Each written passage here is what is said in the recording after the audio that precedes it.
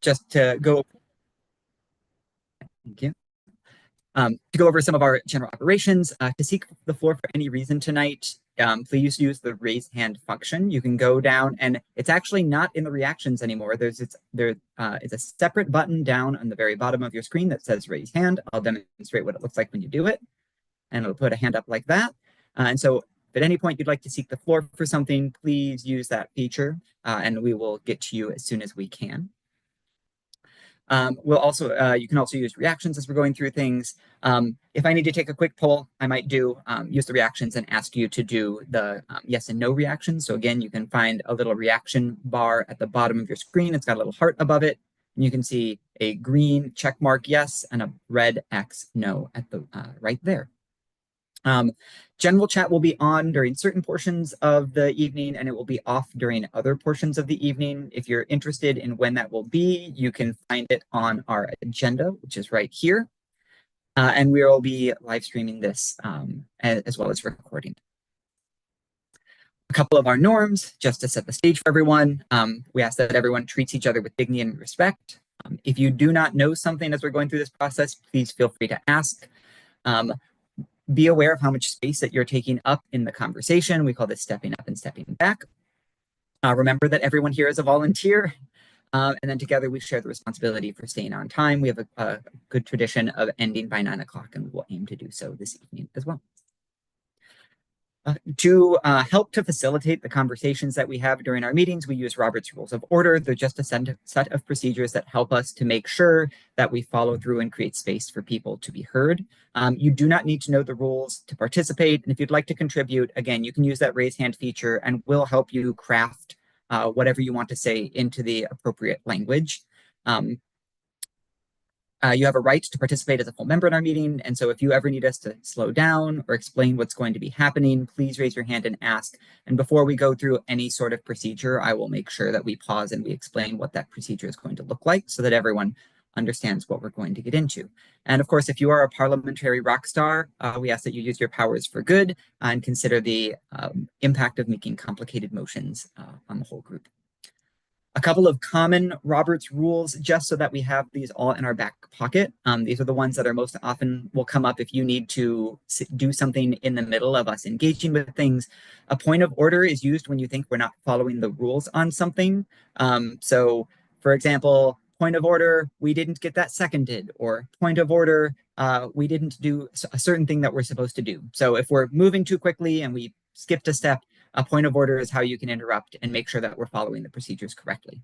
A point of information is used when you need to ask a question that's relevant to the topic that we're discussing. So for example, this might come up when we're doing a resolution, and you might use a point of information to ask for some clarification around something.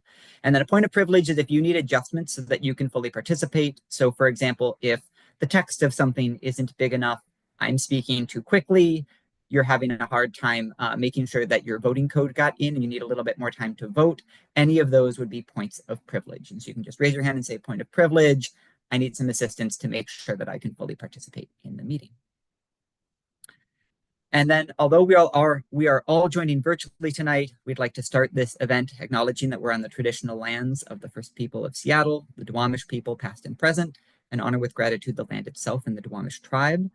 If you'd like to learn more about whose lands you occupy or have occupied in the past, you can go to native-land.ca. Also, the 43rd Democrats contribute to Real Rent Duwamish and encourage others who are of means able to do so to consider those contributions as well.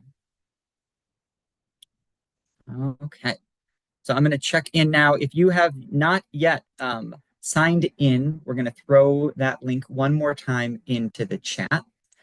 Please make sure that you use your voting code to sign in so that we know how many of our voting members are here. And then I'm going to check in with our check in real quick and see if we have everything ready to go to move forward in if we have enough members here to have quorum so that we can go about our business.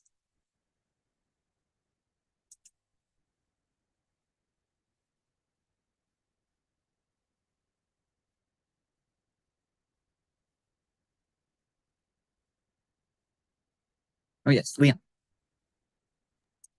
We are 4 people shy of quorum still at the moment. Okay, 4 people shy of quorum. So we will go on to some other things, but while we're waiting, if you have not yet had the opportunity to sign in using your voting code, please use the link in the chat. And if you are struggling to find your voting code and you need some support, please email, as it says in the chat, tally@43rddemocrats.org so that we can get you the support that you need so that you can participate. So we're going to move a little bit through forward in the agenda until we get our quorum. We'll hold off on approving of the agenda and approving of the minutes, and I'll go into my chair report. So I wanted to let you all know that we met as an e-board early in March to have our board retreat with our new board members. And I wanted to do just a little bit of a share back with you all on some of the projects and big events that are going to be coming up this year that we are aiming for so that you know what came out of our conversations. So a couple of main events. A lot of these are going to look like events that you've seen from us in the past. Some of them are events that we maybe haven't been able to host in the past year or two, but we're looking forward to getting back to. So we are looking forward to the return of Ballots in Bubbly this May. For people who are newer, Ballots in Bubbly is our big fundraiser. It's a great opportunity for for all of us to come and meet with the candidates, have conversations with them. We'll do an informal poll on where everyone is sitting. So we're looking forward to having that event return. And thank you to Derek for taking the lead on bringing this cherished event back. In May and June, we're hoping to host some cross-LD town halls on the local races that are happening. So we'll be communicating and working with the other LDs in the King County area and hoping to have one on City Council Position 8, Position 9, as well as the City Attorney and the mayoral elections. So as soon as we get those dates landed, we will let you all know, and hopefully we can all show up and learn more and hear from all of the candidates in a little bit more of a format than what we're going to be able to do in our general meetings here. In June, we're looking to both have our endorsements meeting. We usually do our endorsements in June. We'll also be looking to have a Pride event. This might be a brunch. It might be a picnic at Trans Pride. We're still working on exactly what the details are, but we'll let you know when we land all of those. Of course, June through August is going to be get out the vote season for the primary. And then in August, instead of having our August general meeting, we will be hosting a 43rd barbecue. And so, again, great opportunity to meet people in person, enjoy the nice weather, and build some relationships with each other. September through November will be our get out the vote for general election. We're hoping to have our PTO pancake event. We had one last year and it went really well. So we're hoping to bring that back again this year. That'll be in the beginning of October and kind of be our big kickoff for getting everyone your slate cards and getting everyone ready to go out and knock on doors for the general election in November. And then in December, we will host our winter party instead of having a general meeting in December. So those are just big things on the calendar that we're aiming for this year. In terms of some different projects, we've got a couple of them. Some of these are a little bit more nitty gritty, but we're aiming to build some board position manuals so that in the future, when new board members come on, we have a way to capture institutional knowledge and to help people get onboarded quicker. We're going to be building out a community outreach plan. When we have that plan ready, we'll be happy to share it with everyone. We're going to have our first meeting on that in the next few weeks, but we really want to have a focused plan on reestablishing relationships with community groups and doing some outreach into some parts of our LD that we haven't done as much with. We're aiming for 2 hybrid general meetings this year. The first one we're hoping for is probably going to be in July because April's a little too early. May will have Ballots in Bubbly. June is endorsements. And so hopefully in July, we'll have a hybrid general meeting and then another one later in the year, looking probably at September or October.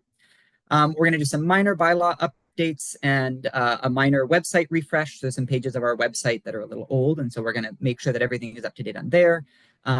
Potentially look at our platform and doing a little bit of updating. We haven't updated that since 2018. It doesn't need a huge overhaul, but some minor tweaks. Our comms chair is going to be leading a social media plan as we think about how we can reach people where they're at. We're also excited to start launching a monthly member meetup, which is going to be an in-person social opportunity for members to get together and just talk with each other about what's going on. Again, more space to build relationships with each other and connections. And then, of course, we have the events that we just listed, and we're excited to bring back some slate cards for the general election. We're hoping to have both some door hangers and some postcards, the postcards being particularly useful for our PCOs who have a lot of renters, and they might be struggling to get into those buildings and knock on their doors. So hopefully we'll have some postcards that they can send out that says, here's who the 43rd is endorsing. We encourage you to vote for them. And then finally, we are excited to announce the return of committees. We haven't had committees for a little bit, and so we are excited to create more opportunities for all of you as our members to start getting more involved and to contribute to the work of the 43rd. We know that the more people that we have supporting us, the lighter it is on everyone that's involved. The couple of the committees that we know are going to be launching are our Policy and Advocacy Committee, for people who are interested in helping to support resolutions, to help elevate local policy actions that people can take. We're going to be aiming to have one monthly policy action that we all collectively take as the 43rd, as well as a monthly email that highlights a variety of actions that all of us can be taking on the local and state level. Our Mutual Aid Committee, I'm really excited to announce that we have appointed Jeff Paul as our Mutual Aid Chair. Jeff has a long relationship with a lot of mutual aid groups in the area. And so he will be bringing together a group of people who are interested in connecting us with mutual aid groups, helping to get some financial support out to those groups, and elevating ways that we can all be getting involved in the mutual aid groups that are working within our communities. We're going to have a meetings and events committee. So if you like helping make these in-person events happen, or you want to support the hybrid meetings, because we know we're going to need a couple people to support with that, that's a great committee to join. Our membership committee, headed by James, is going to be looking at how we increase our membership, both more opportunities for our members to engage with each other and how we increase our outreach to bring in new members. Our communications committee, led by Justin, is going to be looking at how we really leverage all of the tools at our disposal and get out the word about what the 43rd is up to. Our technology committee, led by Liam, is going to be looking at how we can both support some of these hybrid meetings and make sure that it's accessible to everyone, as well as a lot of the projects that you just saw on the last slide, supporting those. And then, of course, we'll have our PCO committee, which is going to be for our PCOs. And so if you're a PCO, you can look out for an email from David about starting to get more opportunities for PCOs to connect with each other. So that's my share out from our time at the board retreat. Hopefully those actions sound in line with some of the things that you were all hoping that we were going to aim for this year. If you have any additional ideas on things that you would really like to focus on, you can feel free to reach out. And we're happy always to take other ideas in and figure out how we can incorporate them. Okay, with that, I'm going to check in again with Liam and see how we're doing. We are still one person shy of quorum. Okay, one shy of quorum. So we're going to throw that link into the chat one more time, and hopefully one more of our members has joined since we put that in there. Again, please make sure to use your voting code and sign in. And if you're having any troubles, email tally@43rddemocrats.org.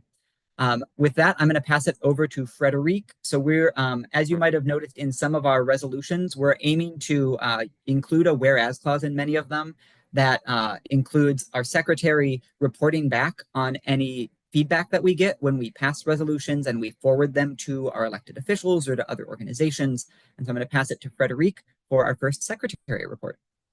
Thank you, Ryan. So on the resolutions we got last time, we received a couple of responses.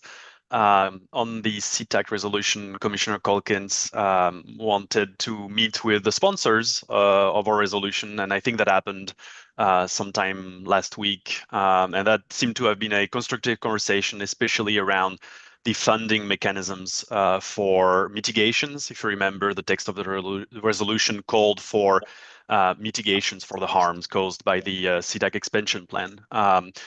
So Robin may send a summary at some point to the membership, and I believe Commissioner Calkins is coming next month for his candidate introduction for his re-election campaign.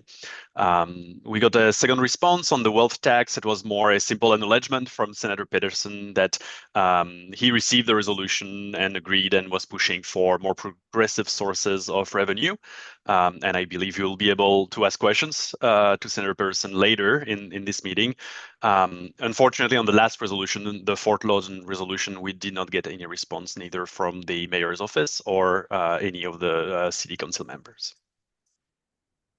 So thank you, Frederic. Okay, checking back in with Liam to see if we got one more person signed in. We did. Oh, excellent. Okay, so with that, I will, so first thing we have to do, I would entertain a motion to approve the agenda for the evening. Let me throw that link into the chat one more time for people.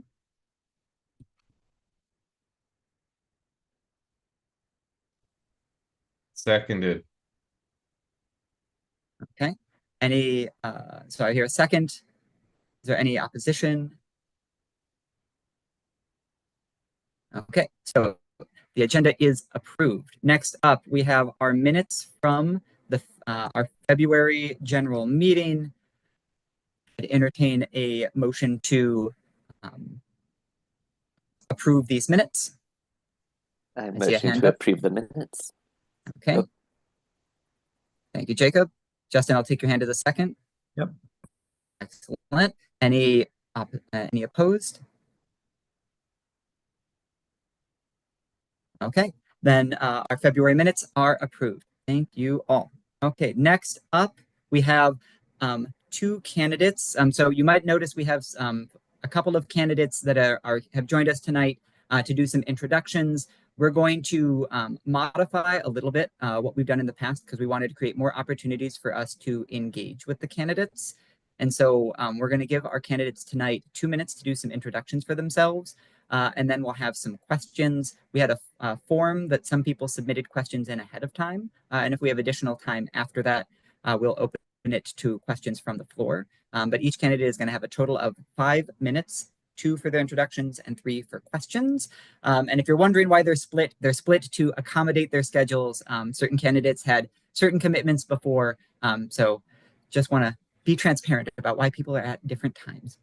So with that, I'm going to hand it off to Councilmember Claudia Balducci. She is here. Let me see if I can. Hi. You could raise your hand. Perfect. Let me put a spotlight on you. Okay. And let me throw, I'm supposed to have a little timer, but I'm still working on getting the little timer app. So you'll see me wave my hands around a little bit when we get to that 2-minute mark. And then we'll transition over to some questions. But I'll pass the floor over to you. Which I can run for myself. Hi. Thanks so much for having me here tonight. I'm really excited to be with you and introduce myself. My name is Claudia Balducci. I use she, her pronouns. And I'm running for King County Executive because I want to fight for our county to remain a place where everyone can live and thrive, especially now when our values are under such direct and sustained attack. A little bit about myself. I come from a family of public servants. My mother is a retired elementary school teacher. My brother is a retired firefighter, and my stepfather was a court officer. I put myself through college and law school. I worked as a legal intern at the Northwest Women's Law Center first. I fought discrimination based on gender and sexual orientation. I supported DV survivors and defended reproductive rights. Then I practiced law for a few years, but ultimately went to work for King County. In my spare time, I served as a Bellevue City Council member for 3 terms, including a term as mayor, and now I'm on the King County Council. I'm probably most known for fighting for big things and overcoming tough opposition to get them done. In Bellevue, I fought some major business interests to get light rail built, and you can ride it today. As mayor of Bellevue, I fought to create our very first emergency homeless shelters. We used to have none. Now we have some because we overcame that opposition as well. At the county, I have fought to dramatically expand affordable housing, creating thousands of new homes right near light rail. They're putting roofs over heads today. and partnering with cities to create the capacity for hundreds of thousands of more homes in the future. In short, I know how to stand strong for our values, how to build partnerships, and how to get hard things done. You can expect me as an executive to do this every day for the things that matter most: safe and healthy communities, affordable housing, and a sustainable, accessible transportation system, and urgent climate action. And it is so important in this moment that we do so while protecting our values and communities from these excessive federal attacks we're seeing. So thanks so much. I look forward to getting to know you better. And consummate professional, exactly on time. We did have a couple questions that were submitted for you on the form. So I'll start with one or two of those. The first one is Seattle and King County are facing a housing affordability crisis. Do you support an incentive-based approach to providing affordable housing versus an unfunded mandate? Examples of incentives include density bonuses and increases for floor area ratio. What other affordable housing policies would you support? Thank you so much for that question. Yes, I have actually supported and implemented all of those things in one place or one time or another. We implemented incentives for affordability when we rezoned our Bel-Red TOD area, the biggest transit-oriented development in the Northwest. Is right in Bellevue, and we created affordable housing by incentivizing it. We have also done land value. We give away land or make it very cheap, government land that's surplus. That allows for affordability to be unlocked. We subsidize using we have county dedicated funds that come from the state and bonding authority that we can use to help subsidize where there's very low income. And as I said, I have helped to organize all of the cities of King County together to increase land use capacity to allow more affordable housing. And that's work that I would continue. Absolutely. It's a very high priority. We can't meet any of our goals if people can't afford to live here. So thank you, Councilmember. We'll do one more question that was submitted, and then we'll open it up for one from the floor. Someone asked, you and Councilmember Zahalai are both similar in your values and positions on a lot of issues. What differentiates you from the other candidates, and why should we support you specifically when you're asking for this endorsement? Thank you so much for the opportunity to answer that question. I think the main differentiating factor about me is that I have dedicated my life to local government. I know how it works. I have developed the partnerships, the relationships, the experience. I've run a very big department. I know how to run with a tough budget. I know how to implement change and reform. I ran the jail system and I learned how to implement big reforms. We went through a lot of oversight when I was an employee at the jail that I ran to improve things like dramatically reducing the use of isolation housing, dramatically reducing the use of force. And this is not easy. You have to be able to work with people, understand what they're doing, and know how to drive change. I've done that in many places, in many ways. And I know that I could continue to drive change as the county executive. There's no other candidate in this race that has that track record and experience being able to show results and prove that we can do the job. Thank you, Councilperson. Paul, you can ask the final question. All right. Thank you, Councilmember. I see from Bruce Harrell's website that you've endorsed him. Mm-hmm. The news came out over the weekend about the toxic work environment that the Harrell administration currently has. Are you considering rescinding your endorsement of him? Yeah, thank you for that question. And I'm going to come in it a little sideways, but I will answer it before I stop. I make endorsements from where I sit today based on I have almost a single issue, and it is about how we work together regionally to expand housing. And if I have somebody who has been a champion or a really good partner on expanding housing, that is like my litmus test these days, because it is, I think, the single thing that will really tank our economy and make our communities exclusive. There'll be haves and have-nots. We're seeing it already. And so the city of Seattle has actually been a very good partner in some of this work that we've been doing in the last few years. And that's why I made that decision. Of course, things can come up in the course of a campaign that would make me think about my endorsement, and I'm going to be watching very closely. This news just broke. I don't know enough about it yet to know whether this is that thing, but I certainly will pay attention, and I'm always open to admitting I've made a mistake and need to fix something when it happens. I think that's an important quality in a leader, and I will keep an eye on this decision along with other decisions I have made to see if we hit that point. Awesome. Thank you, Councilperson Balducci, and thank you for joining us this evening, and we really appreciate getting to hear from you. Thank you so much. Okay, our next candidate up is Nathan, and let me do a spotlight real quick. There we go. And Nathan, we'll have a similar format. We've got about 2 minutes for you to do an introduction, and then we'll open it up to the floor for a few questions. So I'll pass it over to you. Great, that's awesome. Can everybody hear me? Okay, so thank you so much for having me. My name's Nathan Rouse, and I'm running to be Seattle's next city attorney. I'm a public defender, and before that, I worked as a civil litigator for some bigger law firms in Seattle. I am running for Seattle city attorney to create a justice system that works for everybody, not just the powerful. I want to lead based on results and data, not performative politics and rhetoric. My top priority is public safety, meaning I want to make sure that that office is prosecuting and winning cases that affect public safety the most in the misdemeanor courts, which is what Seattle city attorney practices in. So we're talking DUIs and domestic violence. Beyond that, I want to lead with a rehabilitation and diversion approach to nonviolent crimes, but I also want to do a lot of hard work making sure that people that are affected by those crimes get restitution for things like property damage by setting up a more robust victims compensation fund.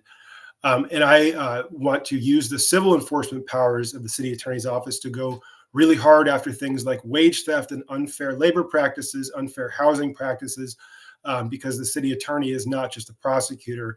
There's this whole civil division of that office that's very, very important. And last but not least, I want to use the full power of that office to fight back against the Trump administration for all of its vile attacks on Seattle's values and protect the people that live here and fight back against these federal overreaches that are happening every day.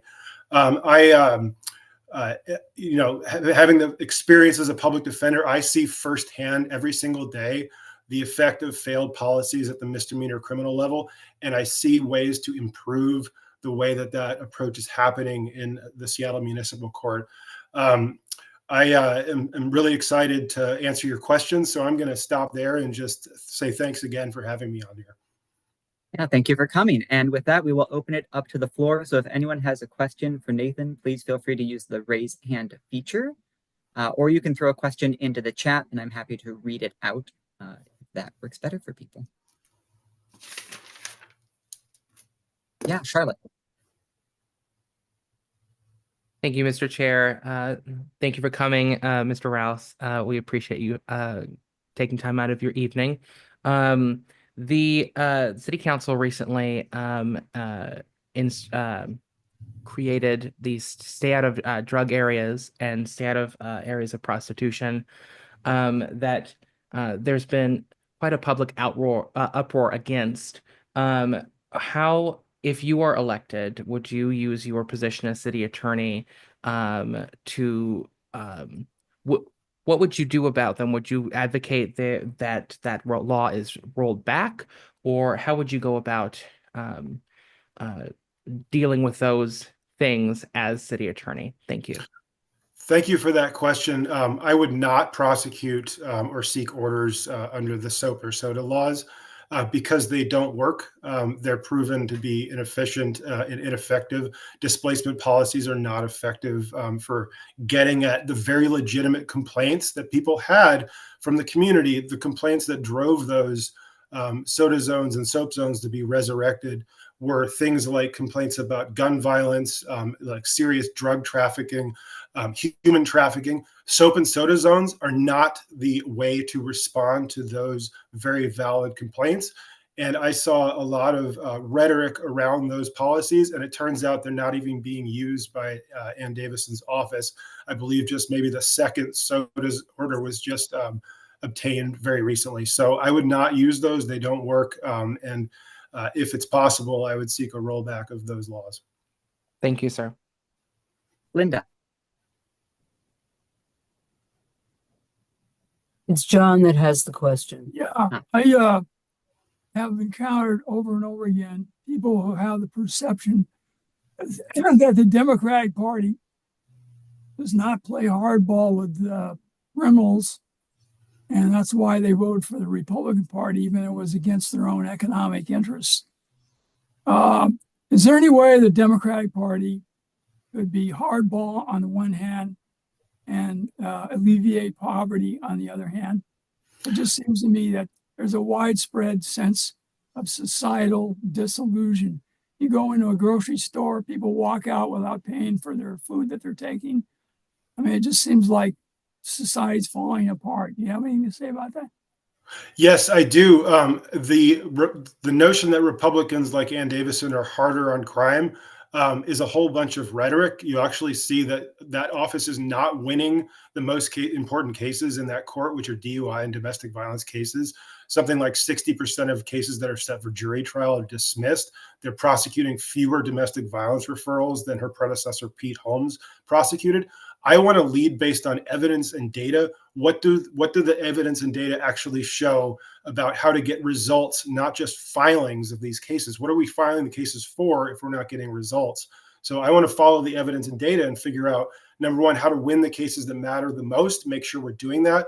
And then what is the best way to use the Seattle Municipal Court as a connection point for very important services like drug treatment, because misdemeanor crimes that are prosecuted there's no felonies prosecuted. Everybody that's prosecuted with a misdemeanor is going to be right back in the community in a very short time. And so what are we doing if we're not trying to use that system to interrupt the cycle of people that are going in and out of jail and perpetuating these same crimes over and over again? Quick Awesome. follow-up, Thank you. Oh, if we may. we have very quick. You said there were better ways of addressing the soda issues. What are those? So the very legitimate complaints that drove the soap and soda laws, a lot of those were describing felony crimes. Seattle Municipal Court does not handle felony crimes. It's strictly a misdemeanor court. So Seattle Municipal Court needs to do things like be a very good partner for the King County prosecutor and the federal prosecutors that handle felony crimes like drugs, like drug trafficking or gun charges. And I'll stop there because I know there's not very much time left. Thank you so much, Nathan. And unfortunately, we've hit our time. If you feel free to share your contact information in the chat if you'd like. And for anyone who has a question that they weren't able to ask, you can reach out to Nathan, and I'm sure he'll be happy to answer it through that. Thank you again for joining us, Nathan. Thank you, everybody.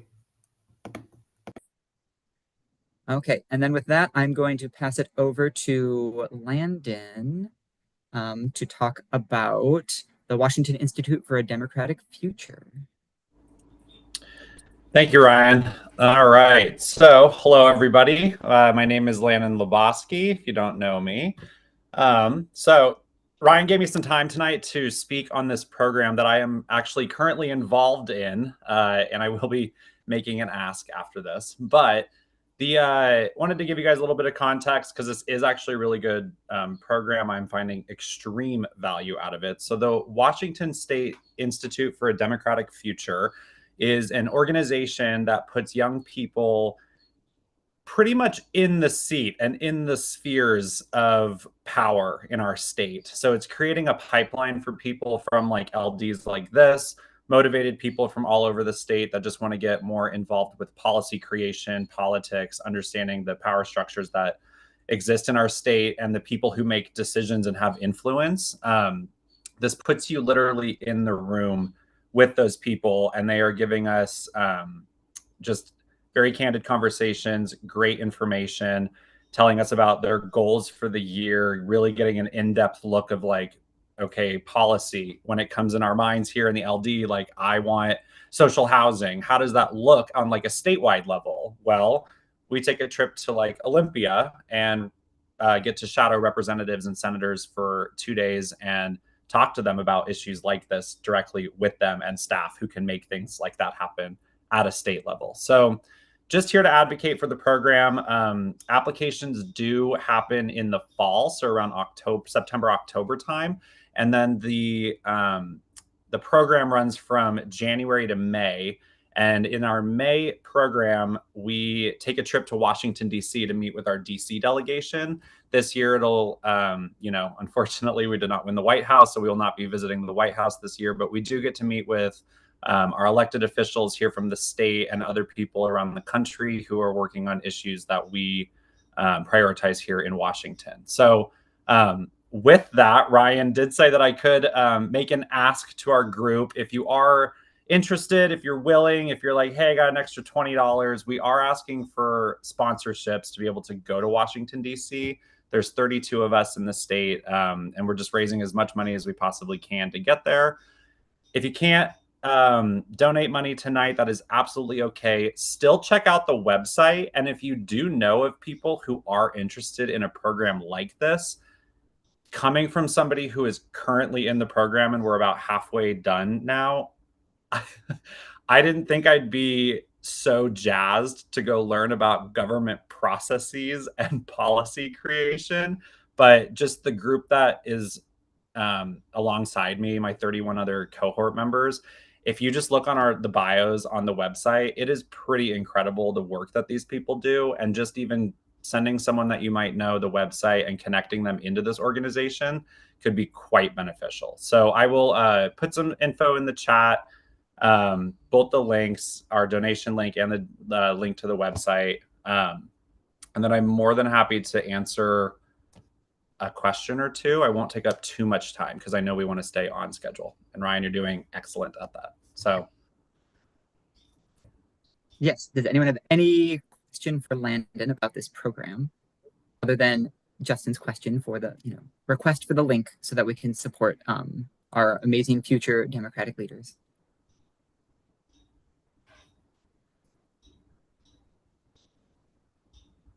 Okay. You did such a perfect job, Landon. You answered everyone's questions ahead. Perfect. Thank you all for coming. Yeah, and thank you for highlighting this great opportunity. And we will do what we can when the fall comes and the applications open up to remind everyone of this opportunity, because we can always use more of us learning about the nitty-gritty of politics and how we actually make government work and policy happen. Okay. Next up, we've got our budget. So I'm throwing the link into the chat, and I'm also going to do a quick screen share so you can all see this. Our budget for the year. So one thing that we looked at, to just give you all a little bit of context when building out the budget, was trying to get a sense of our income streams compared to what we were spending. And we looked at last year's budget and realized that if we had spent everything we had apportioned, we would have eaten a decent amount of our reserves up. Now, we didn't end up spending as much as we had expected, and so we took a look at what we did spend, and then we took a look at that list of activities and events that I highlighted at the beginning of the meeting, and estimated out what we're going to need to make all of that happen, which turned into the budget you can see before you. So to just highlight the key items, when it comes to elections and get out the vote, we've got money in here for our slate cards, money to help support the candidate forums that we'll be co-hosting, and then some money to make sure that we're contributing to accessibility. We're hoping to have ideally an ASL interpreter at least at one of the events, if not more of them. We have a small amount of money for membership and PCO recruitment and engagement, so this will be helping to support some of the in-person events. We have a small amount to support our committees as we start to get them up and running in case they need a meeting space or they need support if they're going to be going out. For example, the Policy and Advocacy Committee might be going out to things. Our advocacy committee or our advocacy bucket is for supporting advocacy on the ground, as well as some money for spaces and snacks for that group. We're expecting that committee is going to be pretty busy. Our events and meetings budget is some to help pay for the Zoom that we use, some so that we can have some food at events, and then some for the room rentals for the hybrid meetings. Our operations and equipment is just a lot of the back-end tech stuff that that covers allowing all of this to function. So you can see a long list of all of the different beautiful databases and programs that we use to make things happen. We have a small amount for operations and equipment to help us get everything that we're going to need so that we can host hybrid meetings. Which is going to be a new experience. We've done in-person meetings before, we've done Zoom meetings before, but doing hybrid requires a little bit of additional technology. So this will be a hopefully just a one-time expense this year to get everything set up, and then we can move it into the future and continue to have hybrid meetings. We've got a small amount for executive board operations, which is mostly just stuff for when we need printing. Ballots and Bubbly has a line item on there for both the rental space and for all of the supplies. We're not expecting we're going to spend all of that, but we wanted to make sure that we had enough that we can make everything happen. We have a small amount in tribal stipends. This is mostly for our state reps, so that when they need to drive to the state committee meetings and stay in a hotel for those meetings, that we're able to help compensate them for that. A little bit for communications. This is mostly going to be to do promotion stuff, especially when we start to do events out in the community. We'd love to be able to do some things like postering and also to do some paid promotion potentially to get people to show up to more of our events and get more people to know that the 43rd is here and a good place to engage in politics. We have our line item for real rent, and then we have some money for our mutual aid support. And so this is going to be money that is distributed to local mutual aid groups that do work within the 43rd. So I want to start by just opening it up to see if anyone has any particular questions about any of the line items on this budget. And then after we answer questions, we will take a vote to approve it. Feel free to raise hands. Yes, Nora. What's our expected income for this year? That is a great question. So we're expecting Ballots and Bubbly, the last time we ran it, brought in somewhere in the range of $6,500. And then we're expecting membership to bring in somewhere in the range of $5,000. So if you total that up, it's about $11,500. So we will be about $7,000 over budget if we spend all of this. Now, I want to note that our budgets are not what we're exactly expecting to spend. It's setting a maximum amount that the board can spend on things. So for example, we're not expecting to spend the full $4,000 for Ballots and Bubbly. We will likely not spend the full amount in a lot of these different categories.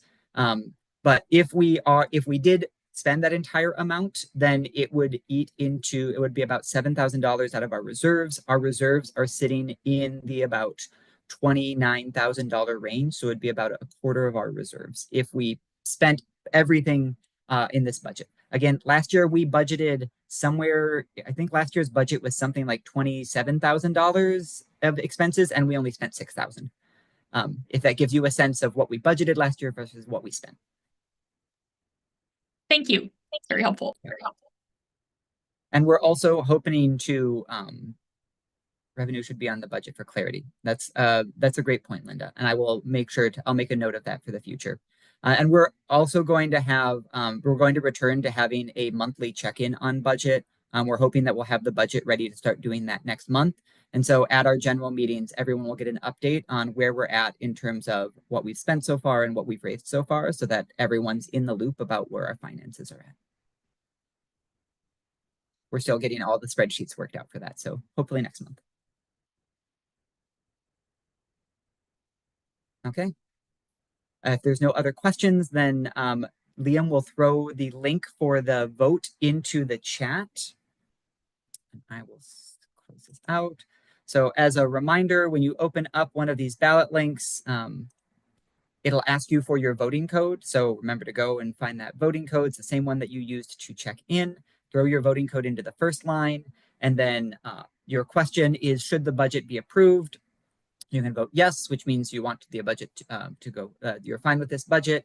No, if you have an opposition to the budget, or you can abstain from this vote. I'm going to give everyone a minute or two.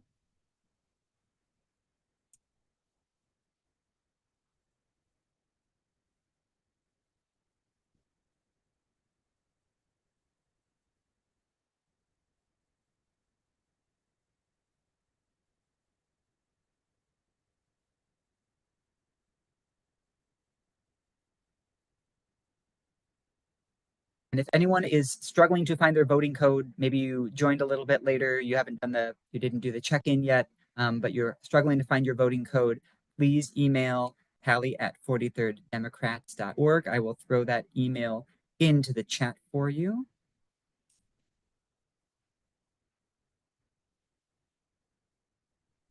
So if you're having any issues with your voting code, please email that email address there, and we will do what we can to support you in getting it.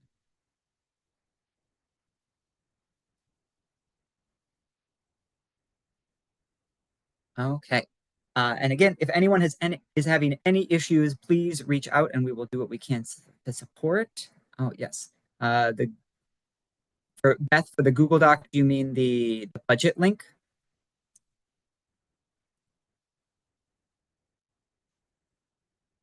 Yes, here you go.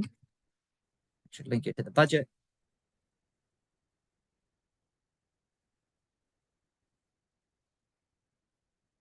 Okay. And we'll leave that open for another few minutes as people finish up their voting. As people are finishing up their voting, we'll move on to our next item on the agenda, which is our first resolution for the evening.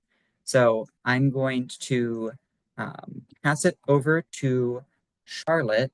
Charlotte, would you like me to screen share or do you want to screen share? If you could do that, that'd be great. Happy to, yeah. Okay, let me pull it up. And I hopefully have the text big enough that everyone can see, but if anyone needs any support in seeing this, I threw the link into the chat as well. So you should be able to open up and follow along, but I'll also do this screen share. And I'll pass it over to Charlotte to share about this resolution. Thank you, Mr. Chair. For those of you who do not know me, I'm Charlotte Kane Amaro. I serve as one of your 2 KCDCC reps at the county.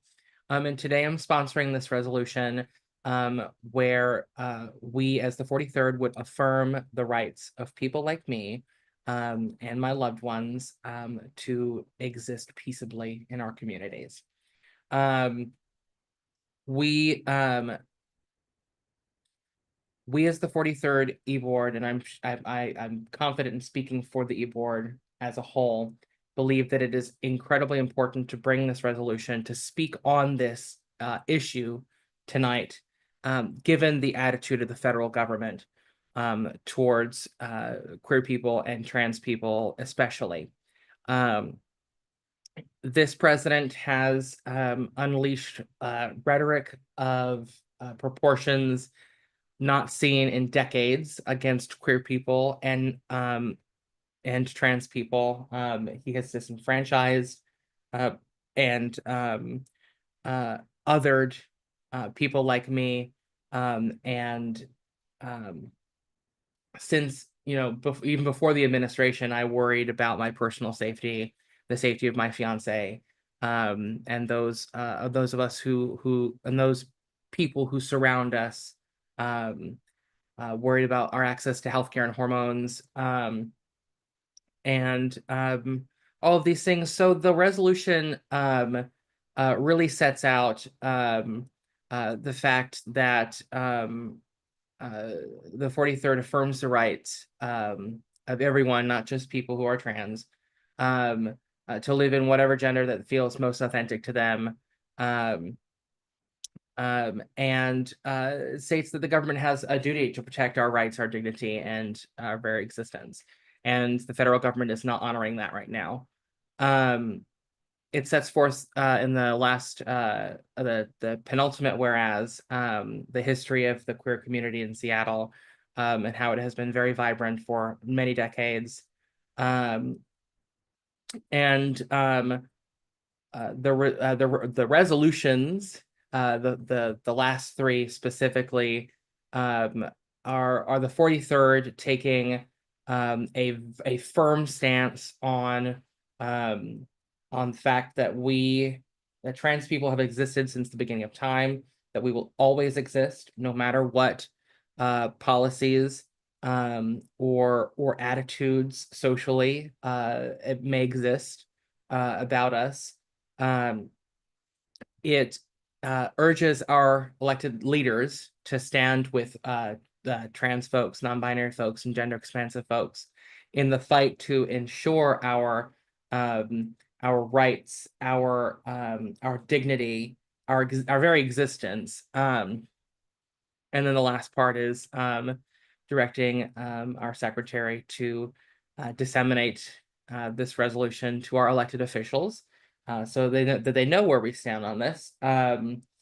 I would urge adoption of this resolution, not just because I'm sponsoring it, but because I'm trans, and it would send an absolutely powerful message that as I've said, trans people are here. They've always been here. We're not going anywhere. And even if there is systemic violence, which I hope there is not going to be, if there's an effort to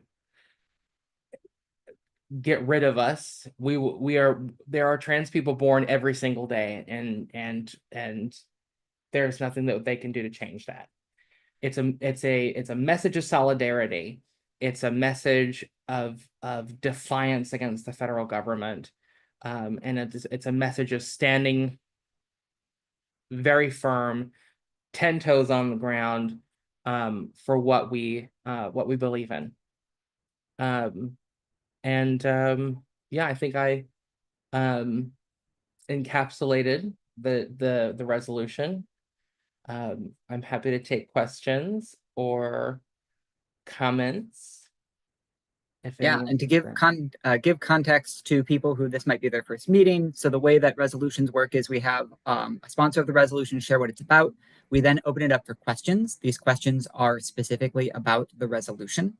After we answer all questions, we will then take get a sense of if people would, if anyone would like to oppose the resolution. If so, then we will open it up for statements for and against in equal amount, up to a total of 2 on both sides, to hear arguments for and against the resolution, and then we would move to a vote. So at this point, we'll open it up if anyone has any questions about this resolution.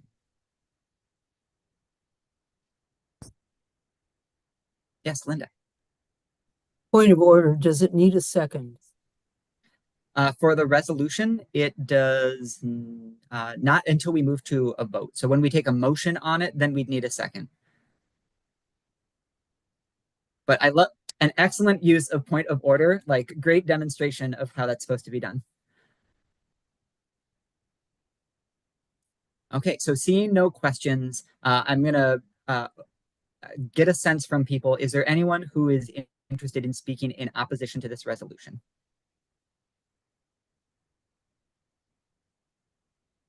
Okay, so seeing none, we do not need to go into back and forth comments. And so I would entertain a motion for us to affirm this resolution by acclamation. So moved. Is there a second? Second. Any opposition to declaring by acclamation this resolution? Any opposition? Any opposition? Okay, then it is declared. By affirmation, we pass this resolution. Thank you all. Thank you. Okay, next up is our next resolution, and I'm going to pass it over to Nora. I'm going to throw the resolution into the chat so everyone can see it. And then Nora, I can do a screen share for this one as well, if that is helpful. Be great, thank you. This one, here we go. Okay, so broadly speaking, this is a resolution asking our federal elected officials to fight against Donald Trump's agenda as hard as possible. This is not a historical moment that calls for bipartisanship or calls for finding ground with Republicans. It calls for really doing everything in our power to prevent the harm that they are trying to do. So this resolution thanks our caucus for our federal delegation for the good work that they're already doing, and asks them to go further, particularly in terms of using procedural and parliamentary tools. It mostly focuses on our senators because they have more of those tools available, but it addresses our representatives as well. And it sort of looks at two big points of leverage, which are appointments and spending. So I'll start going through the actual whereases, starting at the beginning. So in terms of appointments, it talks about how Donald Trump's cabinet nominees are profoundly unfit for office, like appointing an anti-vaxxer as Health and Human Services Secretary or an election denier as Attorney General, like people whose sort of core values are opposed to the fundamental duties that they would have in their jobs. The next whereas talks about our senators' records on these nominees. Senator Patty Murray voted to confirm one cabinet nominee, Marco Rubio, who was confirmed unanimously. Senator Maria Cantwell voted to confirm 4 of them. And unfortunately, I think she did last week vote to confirm an additional nominee, not at the cabinet level, an assistant attorney general. So they've both, mostly, but not 100% of the time, been voting against his nominees. The next whereas talks about a procedural method that's available to senators called a blanket hold, which is where some nominations are considered and voted on as a block. That requires unanimous consent from the Senate. So a senator can say, I'm not going to do that, and they have to be considered one at a time, which can really slow those down. And in terms of precedent for that, Senator Brian Schatz has currently put a hold on the president's State Department nominees to protest cuts to U.S. aid. The next couple of whereas clauses zoom in on the Justice Department specifically, because that's where we see President Trump really politicizing the Justice Department in a way that undermines the rule of law by purging officials who've investigated him for criminal conduct and by appointing people who have refused to affirm that they will abide by court orders. So that really gets to the heart of whether there are any checks on his authority. So that's the nominations chunk. The next chunk is spending. So this whereas talks about the fact that Congress holds the power of the purse. President Trump does not have unilateral spending authority. The next whereas talks about the fact that in spite of that, he has delegated to Elon Musk the ability to make broad spending cuts that have already resulted in thousands of deaths and are endangering the lives of many other people, both in the US and abroad. The next whereas talks about the legal aspect of that, where those cuts have been found to be illegal by the courts. And he's also been found to be defying court orders by continuing with them. And the whereas after that looks at a spending cut that Donald Trump is not doing unilaterally, that he is trying to actually go through the normal budget process for with his budget blueprint that would gut Medicare, Medicaid.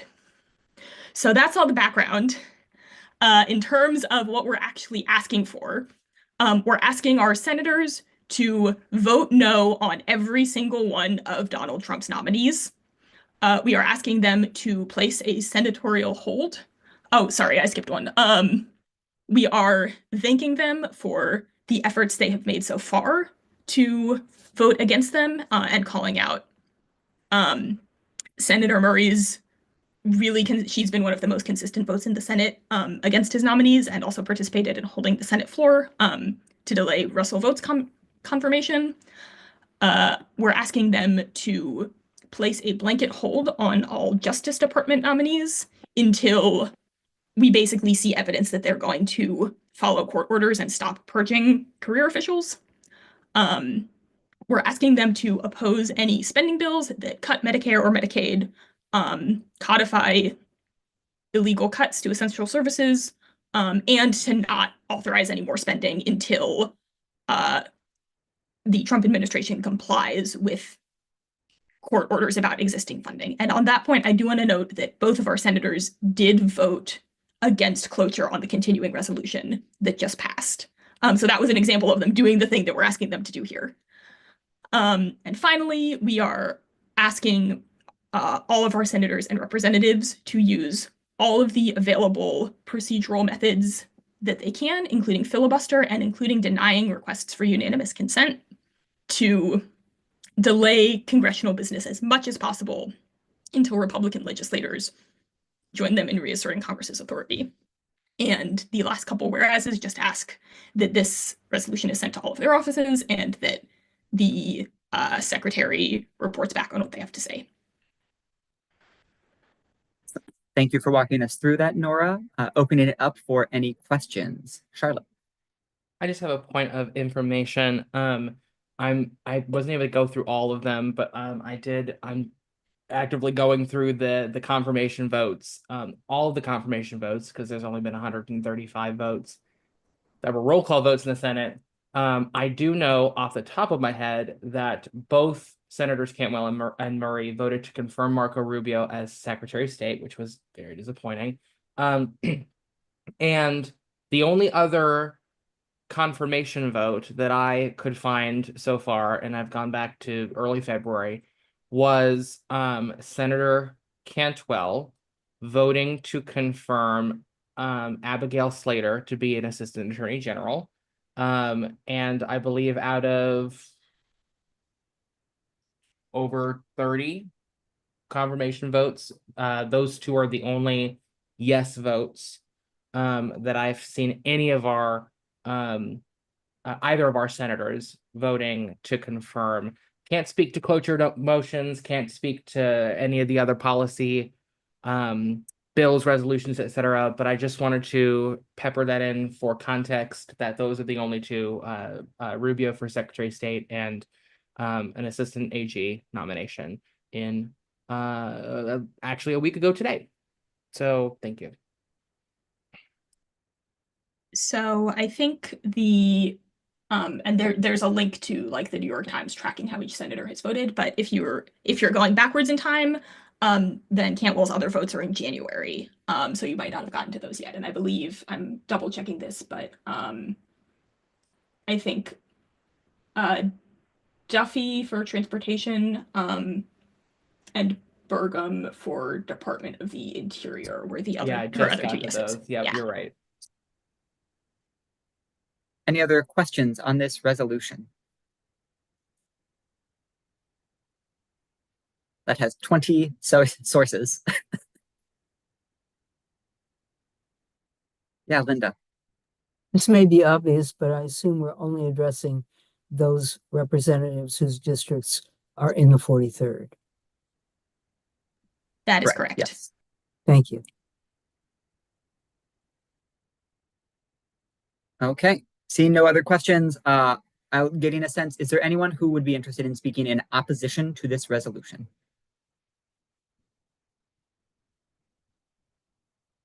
Okay. Seeing no one who wants to speak in opposition, we will move to the vote. I would entertain a motion to approve this resolution by acclamation. Oh, yes, Linda.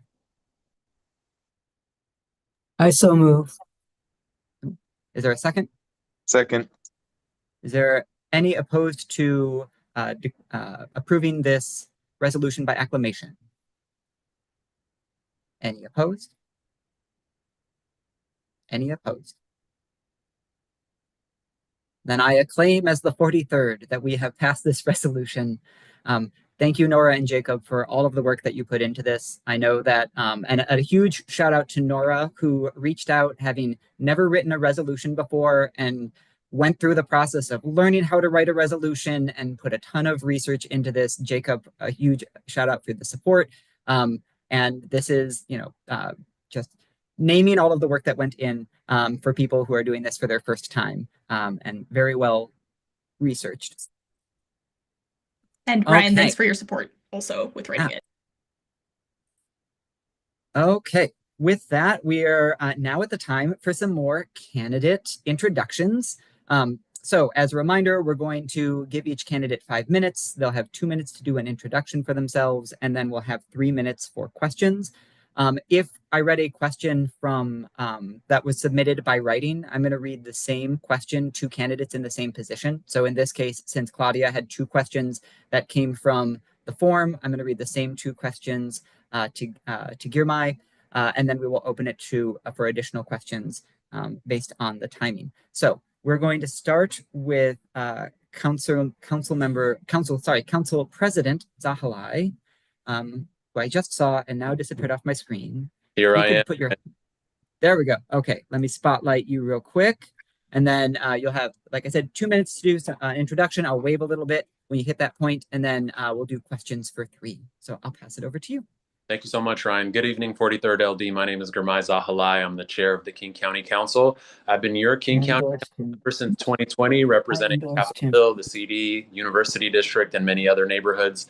I'm running because I believe King County can be a place of safety and opportunity for everyone. And I believe this because I've lived it. I was born in a refugee settlement in Sudan, and my family fled to King County when I was just 3. And this community gave us the tools we needed to rebuild our lives. Affordable public housing, good public schools, good jobs. So an effective local government helped me go from South Seattle public housing and homelessness to practicing law and representing my community as the chair of the King County Council. And apologies for all the screaming in the back. I am a new dad, so I have a little 11-month-old making a lot of noise in the background. I'm running because today the opportunities that helped me are not available for everyone. As King County executive, I'll work hard to expand affordable housing, improve public safety, support good jobs, and protect our environment. I'll also ensure King County stands as a beacon of hope against the devastating federal policies that we're seeing every day pushed by the Trump administration, from restricting immigrant rights, tearing families apart because of undocumented status, rolling back climate protections, depriving our trans community of their healthcare access. I think these policies threaten the values that have made King County a welcoming and thriving place for families like mine. And so I would do everything in my power to protect all of our communities. As your King County Council member over the past several years, I've lived up to these values and have made a very productive 2 terms. You might know my work from legislative victories like increasing the minimum wage in King County, proposing and passing King County's version of social housing, the Regional Workforce Housing Initiative, passing a suite of historic tenant protections and eviction prevention legislation in unincorporated King County, being a prime sponsor and champion of the Crisis Care Centers levy, proposing and passing several criminal justice reforms through the Charter Amendments for Justice campaign, to King County's missing middle housing legislation, which I proposed and passed a couple years ago, several gun violence prevention initiatives, and Sound Transit's Rainier Valley Safety Master Plan. As your executive, I'll continue the work to aggressively ensure King County works for all of us. The campaign has been going really well so far. I'm endorsed by our Democratic Attorney General, Nick Brown, our Democratic Governor, Bob Ferguson, other Democratic leaders like Congresswoman Jayapal. I'm endorsed by your 43rd representatives with Representative Sean Scott and Senator Jamie Peterson, more unions and tribes than all other candidates combined, and I would be honored to have the support of the 43rd as well. Thank you so much. Awesome. Thank you, Gurmai. First question for you. Seattle and King County are facing a housing affordability crisis. Do you support an incentive-based approach to provide affordable housing versus an unfunded mandate?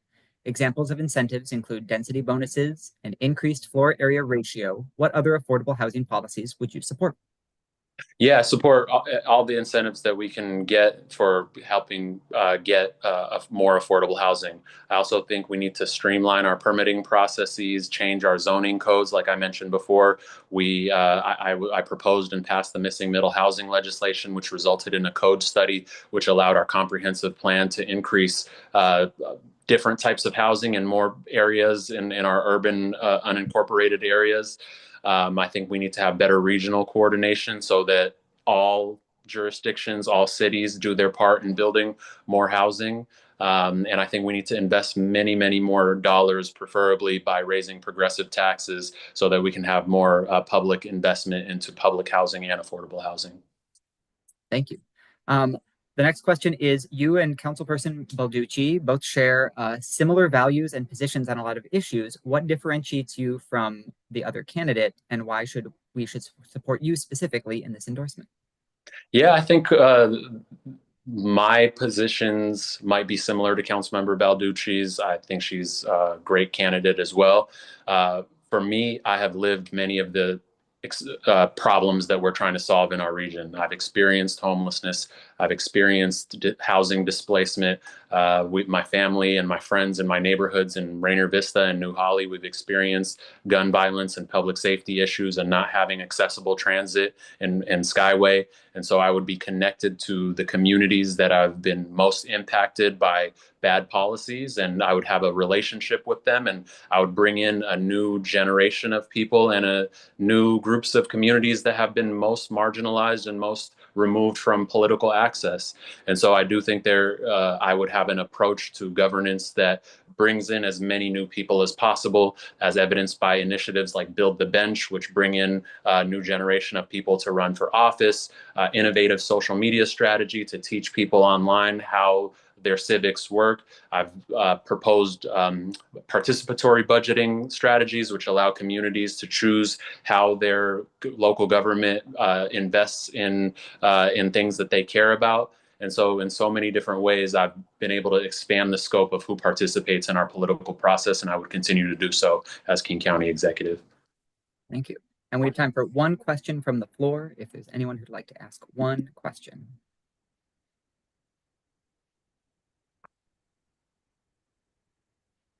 Yeah, Linda. So regarding housing, has anyone done a recent assessment of how much housing has been increased in King County?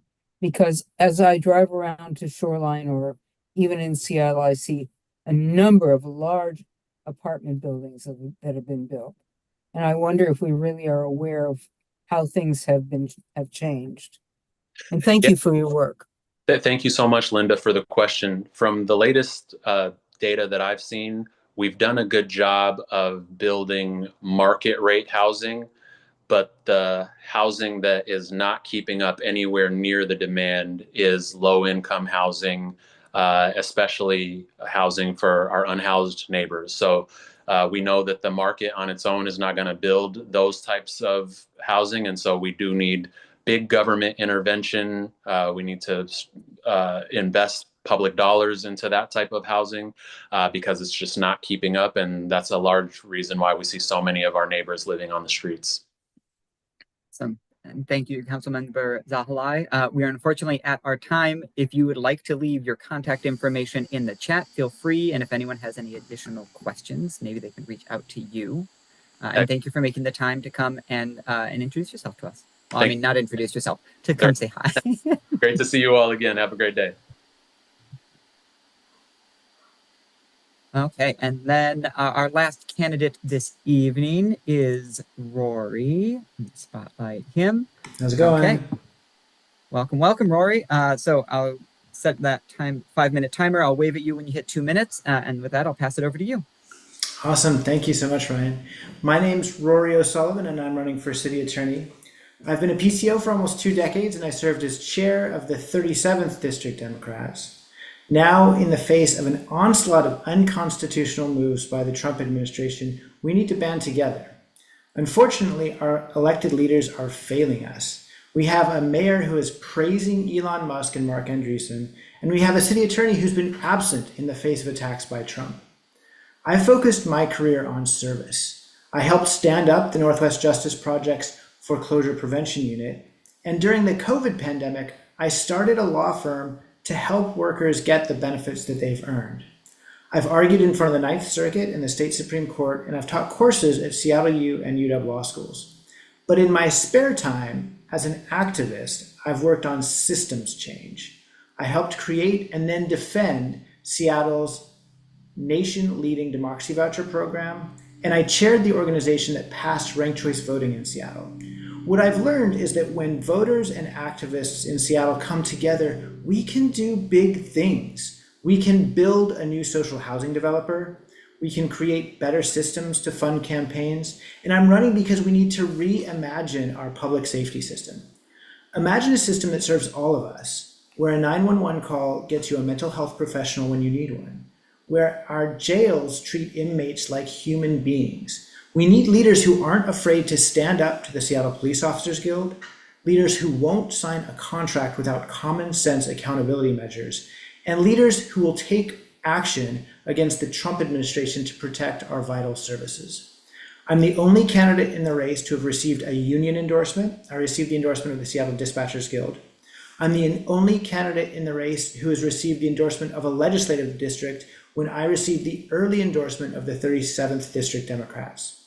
I've been endorsed by a number of local state representatives, senators, Insurance Commissioner Patty Kuderer, former county city council members, and I would be honored to receive your endorsement. My name is Rory O'Sullivan. I'm running for city attorney, and I hope to be able to earn your support. And thank you so much for giving me this time. Yeah, thank you for coming, Rory. And at this point, we'll open up the floor to anyone who has any questions for Rory. You can use the raise hand feature, or you can throw a question into the chat.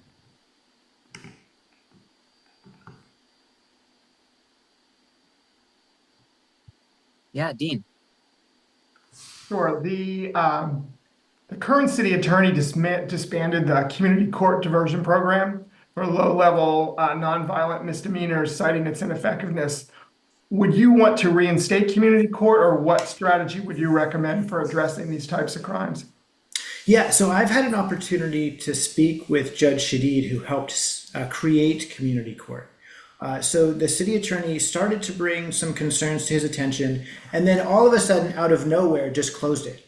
Like, Judge Shadid had heard her concerns, had started working on proposals to improve community court, but Ann Davidson never gave him that chance. As city attorney, I would therapeutic court systems are a really important part of our community. So the purpose of a therapeutic court, whether it's mental health court or veterans court or drug treatment court, is you bring the prosecutor, the public defender, and service providers together to figure out what an individual might need in order to disengage from the criminal legal system. That is a really important part of our court system, and something that I would bring back and support. Thanks. Thank you. We've got time for another question if anyone has a question for Rory.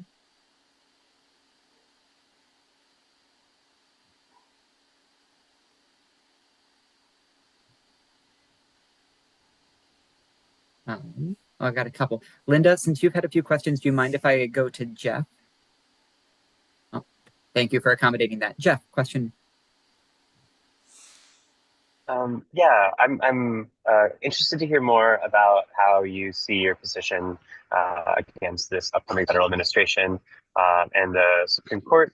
I know that Ann Davidson, for example, signed, forgive me the legal term, basically wrote an amicus brief in support of like the Grants Pass decision as examples of her on the federal stage. I wonder how you see yourself.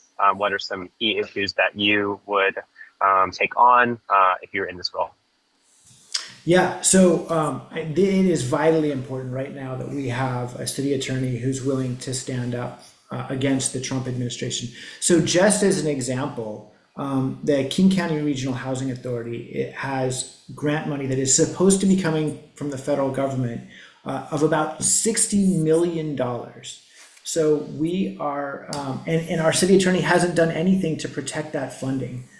There are so many things that we need to be doing at the city level to fight back against the Trump administration, to make sure that our community members know that our police officers do not ask about immigration status. We do not enforce crazy federal deportation schemes. And it's been really frustrating to see a city attorney that is not out there, not talking about that, and is failing to stand up against the Trump administration. I think that's a really vital role for the city attorney, is to fight. You know, I would be joining with our Attorney General Nick Brown. He's done some tremendous work fighting back against unconstitutional birthright citizenship moves and other moves, and our city attorney should absolutely be part of that. Awesome. Thank you so much, Rory. Thank you for coming and introducing yourself to all of us. And feel free to leave any contact information or ways to get connected with you in the chat. And we appreciate getting to hear from you. Thank you so much. Okay.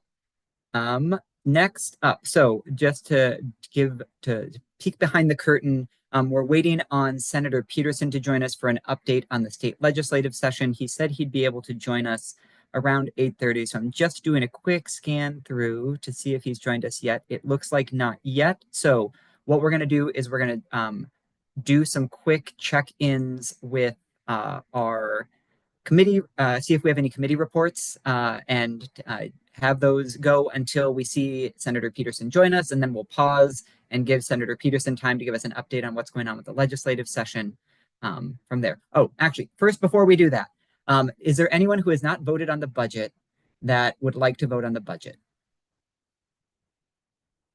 Okay, if everyone's gotten their vote in, I'm going to close voting on the budget. And while Liam puts together the results from that, I'll open it up for any of our committee members or board members if you have a committee report to share.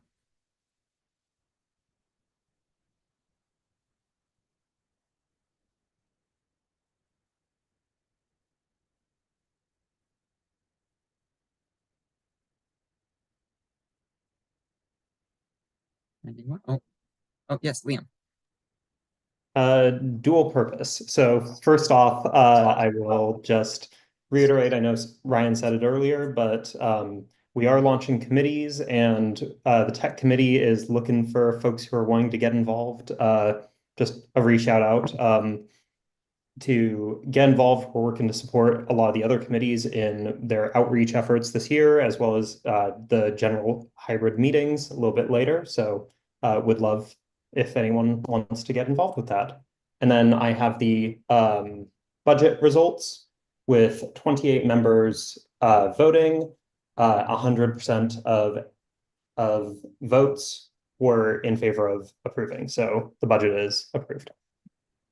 Excellent. Thank you all. And yes, if anyone's interested in joining tech stuff, and we will send out in the follow-up email, we'll have little descriptions for all the committees, as well as a link to a form that you can use to start signing up for committees. So keep an eye out for that. I'll be sending that out tonight. And then you can all start signing up for all the committees you all want to help out with. While we've got a little bit of time, I do want to create space for Jeff Paul, our new mutual aid chair, to do a quick introduction. Jeff, if you could raise your hand and then I can spotlight you. Perfect. Okay. So passing it over to you.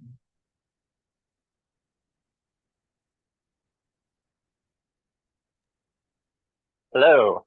Don't mind me, I'm mid-transit, but my name is Jeff Paul. I'm jumping off the light rail right now on my way to see a friend. But it's so wonderful to be here with you all, and I apologize for being a little late earlier. So my name's Jeff. I've been involved in Seattle's mutual aid community for many years now, since 2020. I'm a part of Stop the Sweeps, a couple other mutual aid organizations. I'm really excited to step into this role as chair to try to bring together people of different kind of political persuasions into an organized group that can take on some different fights. So there's a ton of mutual aid organizations that are in the 43rd that I'm connected with. I'm excited for the opportunity to try to kind of bridge a bit of a gap between what we're doing in the 43rd LD and what some of these organizations are trying to take on. So if people are interested in that kind of work, if you like doing direct outreach, if you're interested in getting to know your neighbors a bit more and working to support people's material needs, reach out to me. I would love to have more folks get involved in our committee. Awesome. Thank you, Jeff, and welcome again. We're excited to have you. And for anyone who's interested, when we send out the form, you can sign up for the mutual aid committee on that form, and Jeff will loop you in to those conversations. Okay, let me remove the spotlight. And then, Dawood, did you have an update that you wanted to give? Yeah, I have a small update.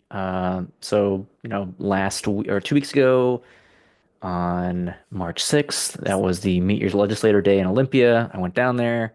I did not actually get many meetings, but I did meet with the legislative assistant of Jamie Peterson, and I did speak to Jamie Peterson very briefly as well, Senator Jamie Peterson. And this is just me, building relationships, starting out this, term as just getting the ball rolling. There's not really a whole lot happened. I passed on the priorities of the advocacy committee, as well as, the top 3 bills in the House and the top 3 bills in the Senate. And for the people that I couldn't meet with, I emailed them and I passed the same information to them. But again, it was just, here I am building relationships.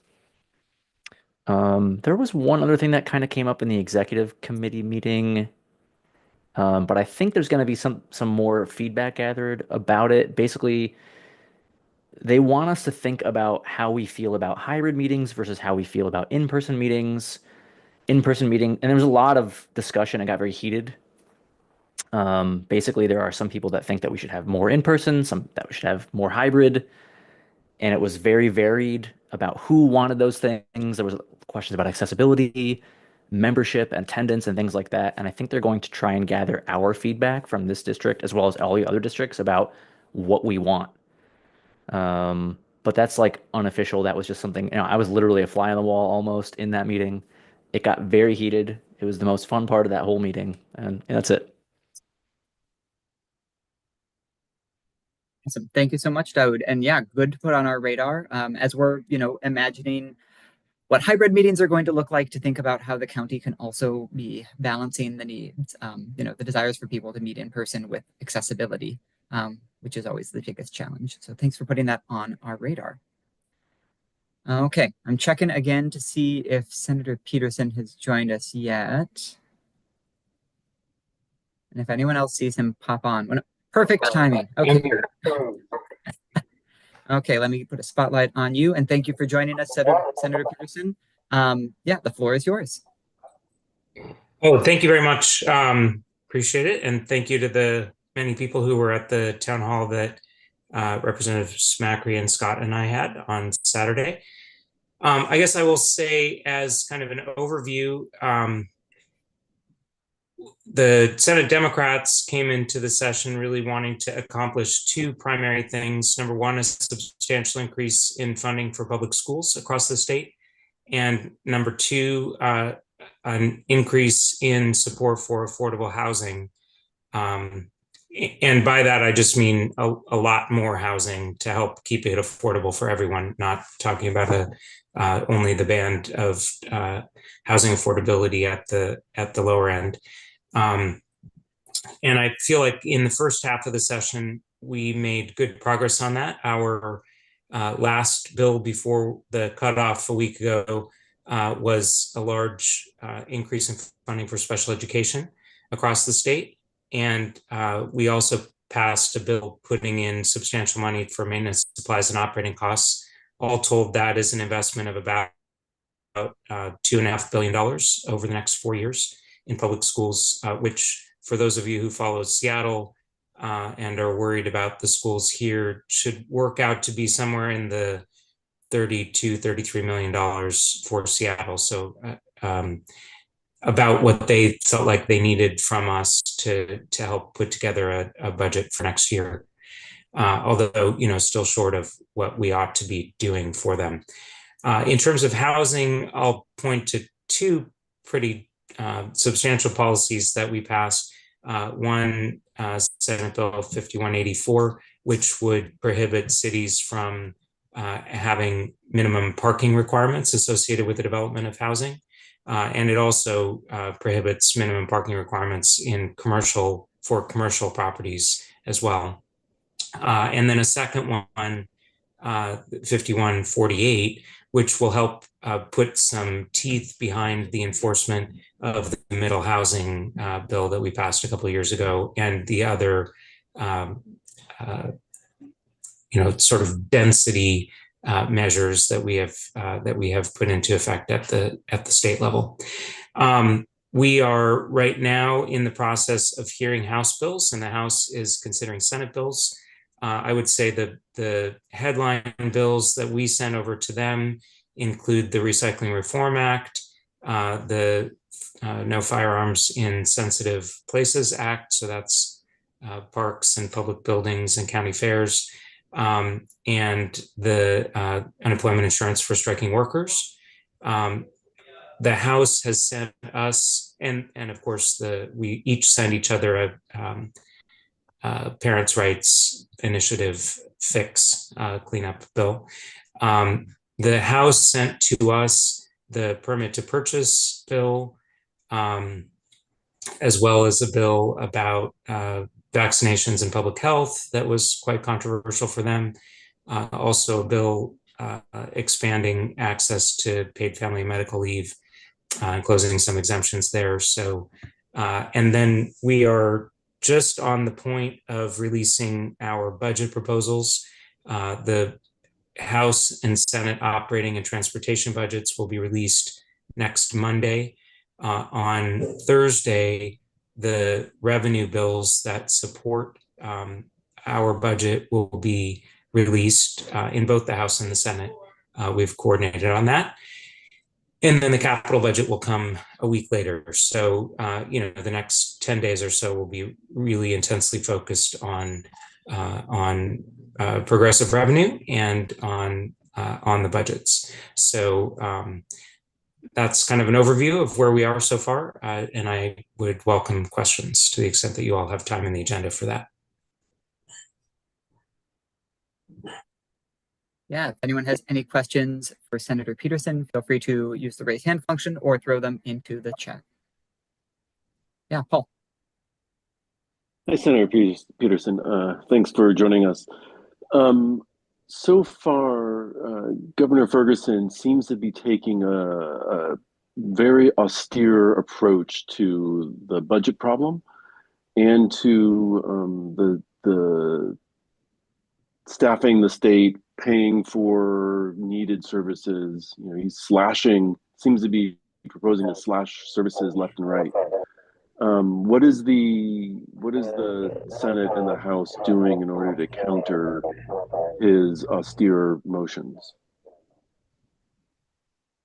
Well, of course, thank you, Paul.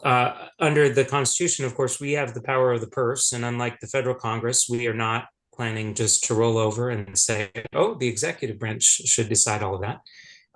So we are in regular conversation with him. The speaker and I visited with him yesterday, and we'll be back in his office tomorrow.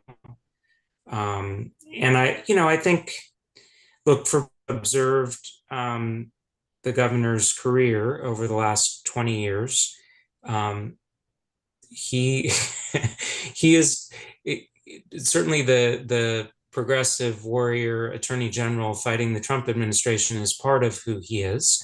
But another part of who he is somebody who takes great pride in being very thrifty and concerned about the effective and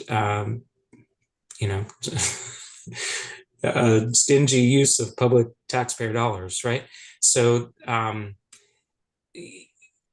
think that he's in the process of getting used to his new job.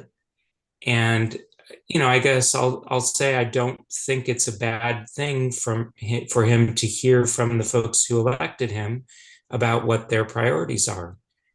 So I think people should not be shy about reaching out and essentially saying, hey, we didn't elect Mark Mullet. We didn't elect Dave Reichert. We expected to have somebody who was going to be supporting progressive taxation and robust investments in public schools and higher education and early learning and human services. And we don't want to see an all cuts budget. So I think, that would be helpful for him because he's sort of figuring out who he's going to be as our governor. Thank you. That's great advice and encouragement. Thank you. Rich, you're up next. Hi. My question is, given that it's a deficit budget, do you want us to advocate for bills that have a big fiscal note? Do you save the advocacy for another year when you can afford to do it? Or should we just wait until the budget is in the black before we start asking for 40 million here and 20 million there? Yeah, so I guess what I would say, Rich, is that at this point, if you've got a bill that's still alive that has a fiscal note, if it's a Senate bill, it's because it's in the Senate budget. And if it's a House bill, it's because it's going to be in the House budget. Now, that's not a guarantee that it's going to happen. But most of the bills that don't have support in either chamber, well, the bills that don't have support in either chamber are dead at this point. So if it's still alive, then it's got a chance, and absolutely the time to be advocating for it. We have a little bit of fight between us and the House because we're going to have more revenue, I think, than the House will. And part of that's because we, as I said, made a very deliberate decision as a caucus that we want to buy more K-12 services, essentially, to help the problems of school districts all around the state, and including, of course, Seattle. So those are big investments, So I think absolutely for they're not going to be a ton of things that cost $40 or $50 million that get through, but there will be a few. Thank you. Next up, we have Jeff, and then we'll do Vivian, and then we'll give the senator back the rest of his evening. Yeah, thank you so much, Senator Peterson. I came on to ask about some of those revenue bills that are under consideration. So I've heard talk about the business and occupancy tax being something that's got some steam behind it, but I've heard talk of some carve-outs coming around. I haven't kept up the last few weeks. I know that there's big interest from Boeing and other large businesses for getting carve-outs and exemptions from this tax that would bring in a lot of revenue. And I'm wondering if you can speak to your position, what Senate bills are advocating for, and what you expect out of the House. Yeah, so I don't want to get too far ahead of our public rollout, but I guess what I'll say to you is that I don't think it's a big mystery that the House Democrats have been working more on the B&O tax. We have been focused more on the payroll tax on high earners, so sort of expanding the Seattle Jumpstart tax statewide. Both budgets have in common a version of the wealth tax, what we'll call the financial intangible assets tax. And I think both budgets are also going to try to tackle the cap on the revenue growth from property tax. So, I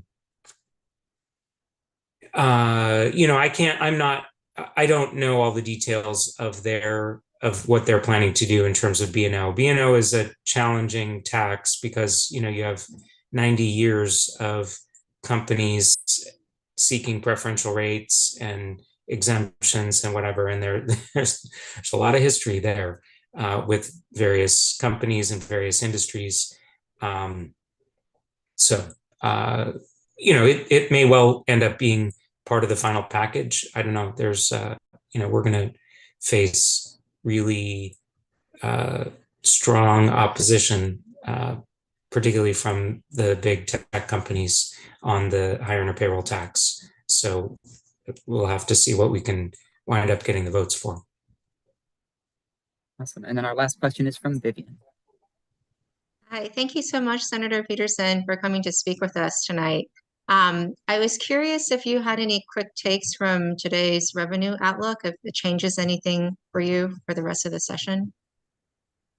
No, so for those who weren't glued to your screens to watch the revenue, the bottom line is a decrease of about 850 million, 900 million over the 4-year. That's roughly in line with what we were expecting, and I think the House as well. So the good news is we do not have to do a dramatic retooling of the budget. We were essentially prepared for a change in resource on that level.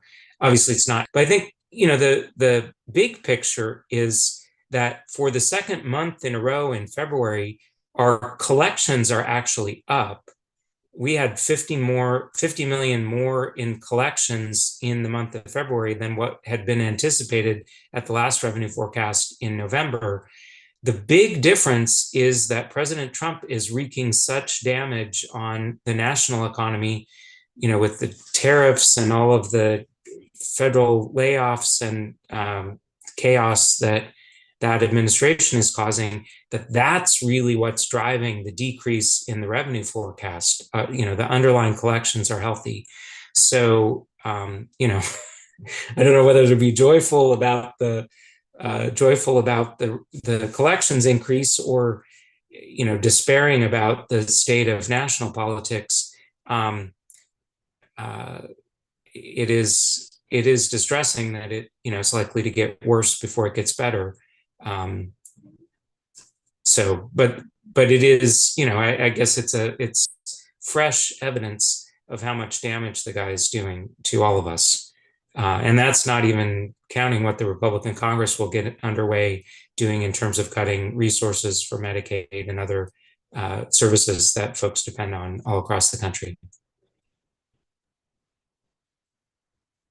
Thank you so much, Senator Peterson, and thank you for taking time out of a very busy time of year for you to come and give us this update. We really appreciate it, and we look forward to having more time post-session to engage with you even deeper on all the good work that you're going to get done in the next couple months. All right, well, wish us luck, and thank you all for the support. Thank you. Okay, bye-bye. Okay. Okay, we are right on schedule. So great job, everyone. It's always a collective effort to make sure that we stay on top of things. We have one final resolution before we are wrapping up for the evening. So I'm going to throw that resolution into the chat. And then I'm going to hand it over to Paul to talk through the resolution. As a reminder, just again, we'll have an explanation for the resolution. We will then open it up for questions on the resolution. And then from there, we will see if there's comments back and forth on the resolution before voting. So, Paul, let me spotlight you. Actually, instead of spotlighting you, let me just do a screen share and share the resolution. And when you are ready. All right, thank you. This resolution is about Adam Smith, who has been on a long,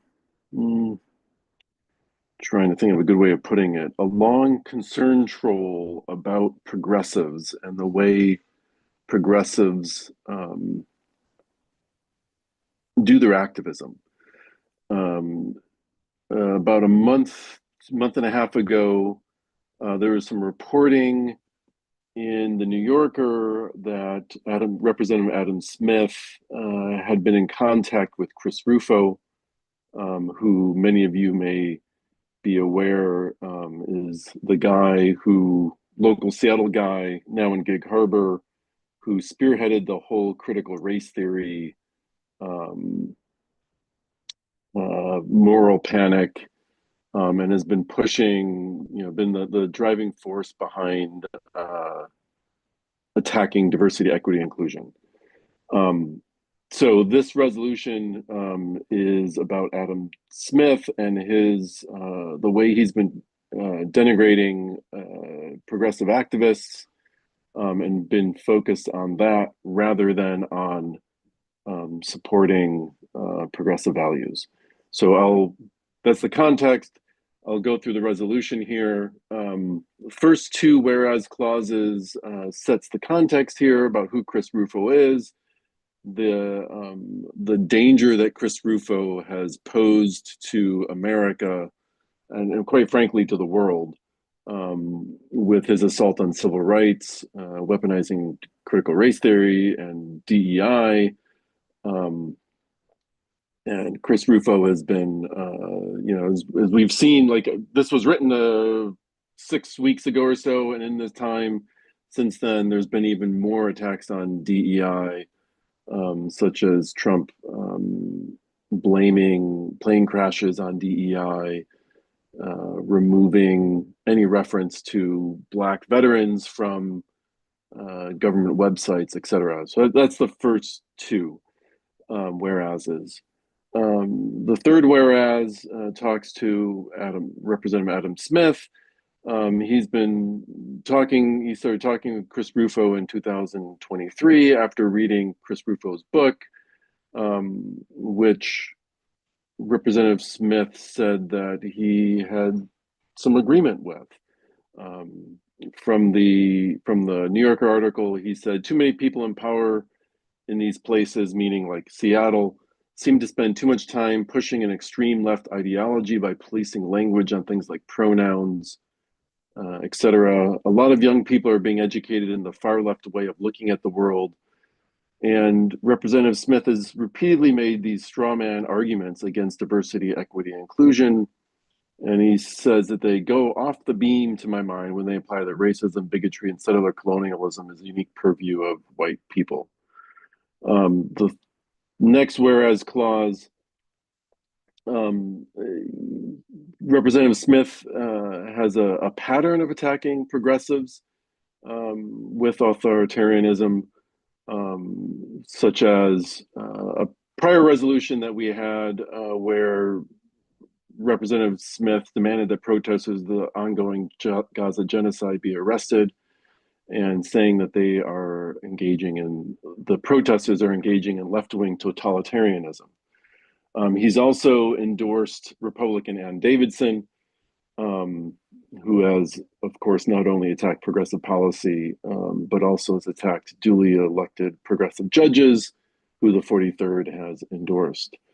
The next whereas brings us into more recent context of how we have seen, because of this attack on critical race theory and diversity, equity, and inclusion, we have seen plane crashes blamed on minorities and people with disabilities, firing of Black and military women leaders, purging of government archives for using the letters gay, attacks on basic science because of the letters TRANS are included in the research.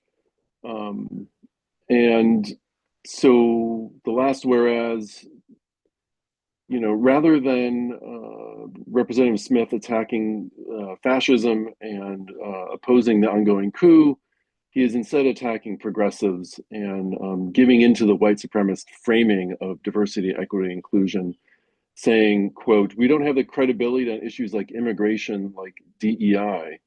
And it said that the week we spent about Elon's Nazi salute seemed like a waste of time. So the therefores, we categorically condemn Representative Adam Smith for his collaboration with Chris Rufo to strip Americans of their civil rights. Also, we demand that Representative Smith apologize for attacks on progressives and progressive values. And they pledge to cease from such attacks in the future and instead partner with progressives to focus his anger on MAGA and the white nationalist attacks on our trans, gay, lesbian, and Black brothers and sisters that are spearheaded by the likes of Chris Rufo. Also resolved that we call on other Democratic organizations to similarly condemn Representative Smith's actions. And finally, that we ask that all residents of the 9th District contact Representative Smith and demand that he end any collaboration with Rufo and white nationalists to dismantle civil rights. Also note, he has a town hall coming up on Thursday of this week that people can attend. Okay, thank you, Paul, for walking us through that. So next, we're going to open it up for questions. So as a reminder, this is only questions on the resolution. It is just if you have questions on specific aspects of the resolution. So if you do, you can feel free to use the raise hand feature or throw your question into the chat. Actually, wait, I think the chat is closed, so I take it back. You can raise your hand, and that is the only way that you can ask your question.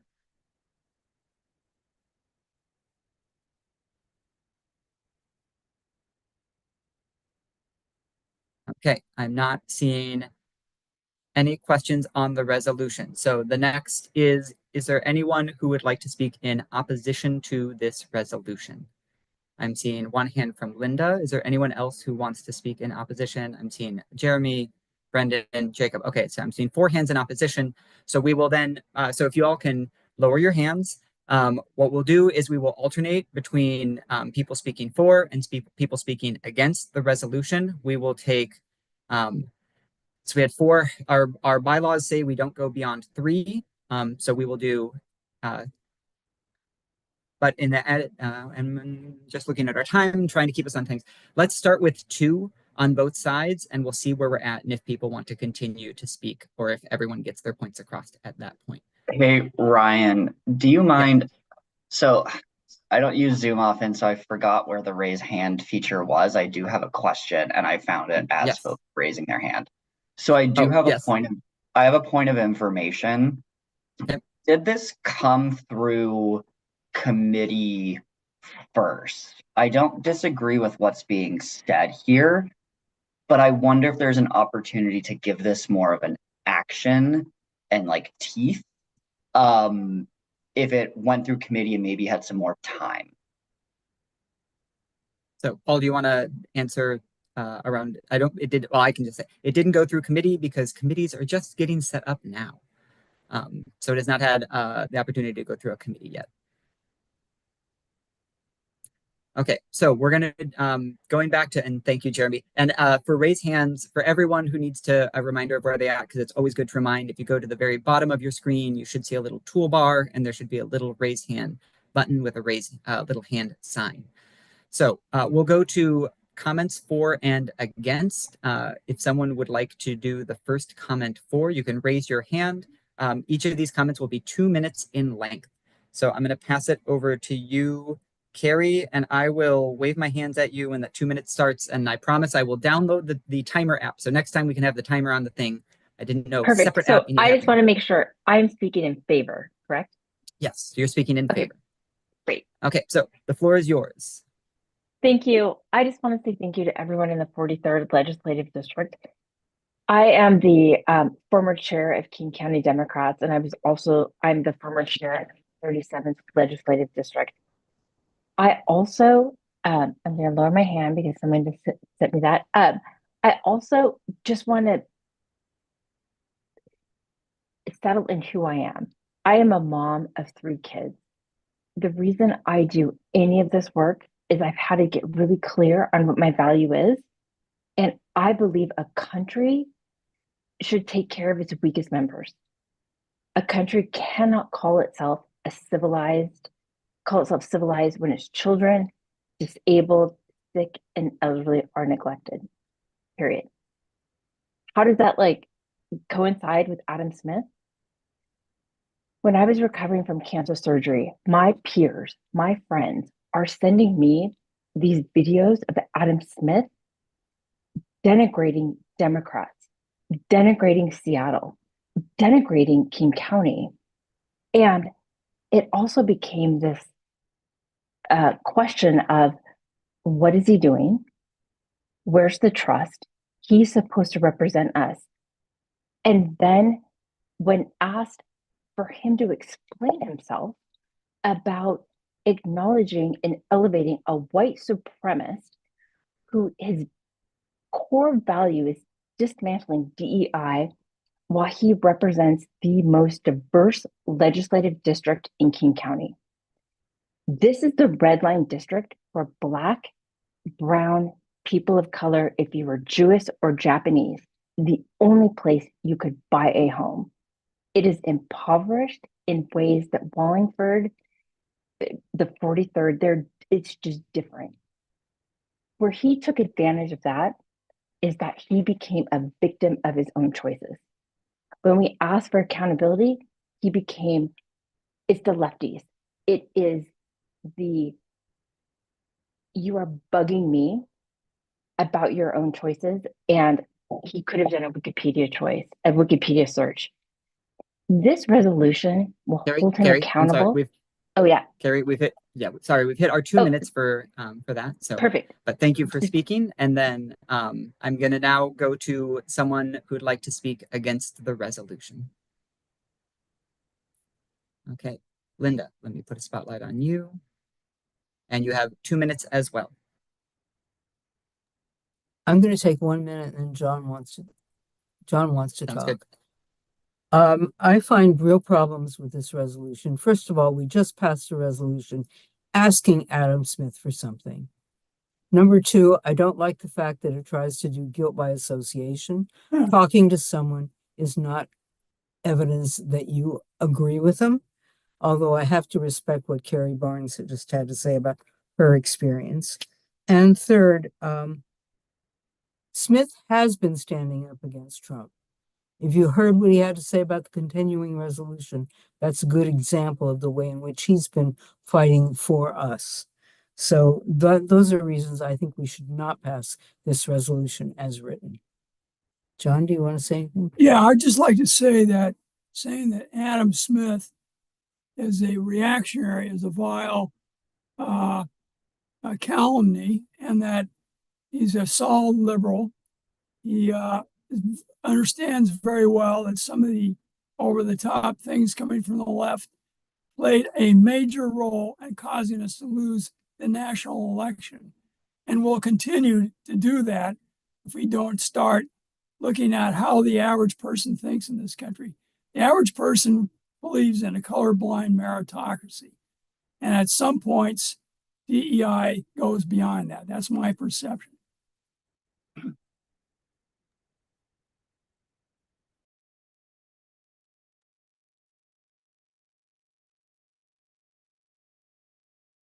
You're muted, Ryan.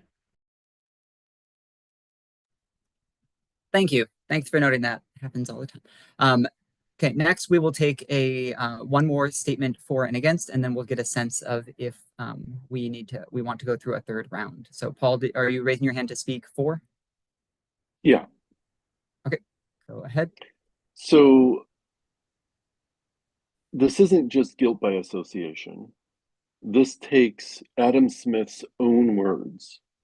He himself said, hey, this DEI stuff is too much. I agree with what Chris Rufo is saying here. I want to talk to him.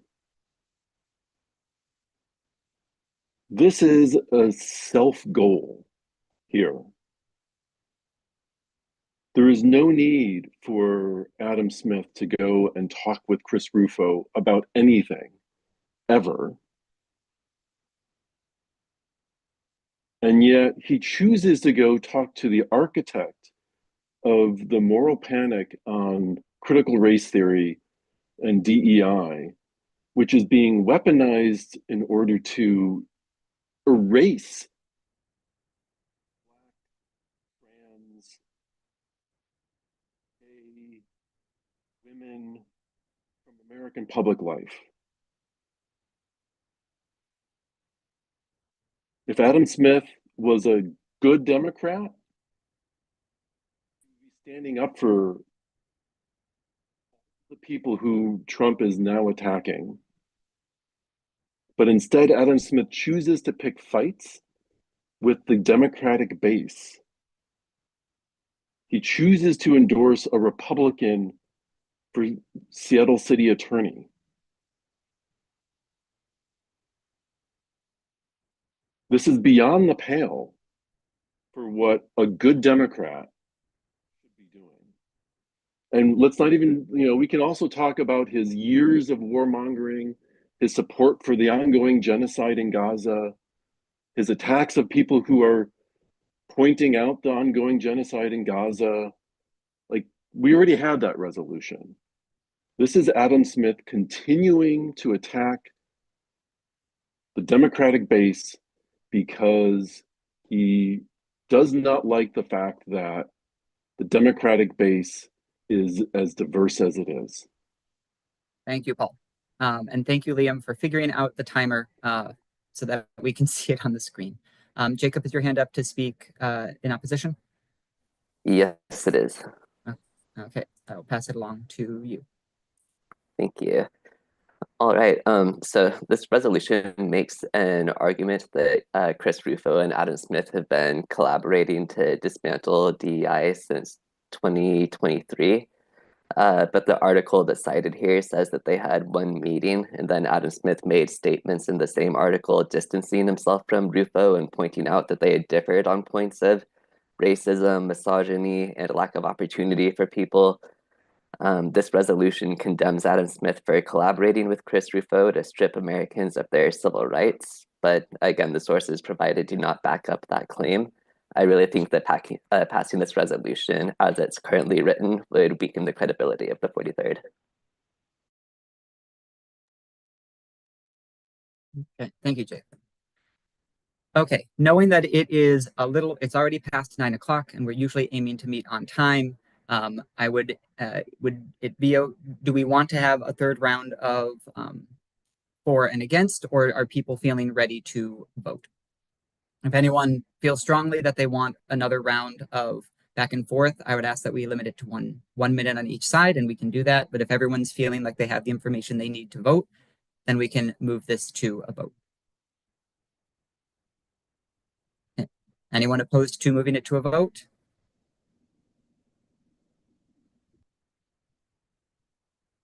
Okay, we will move this to a vote then.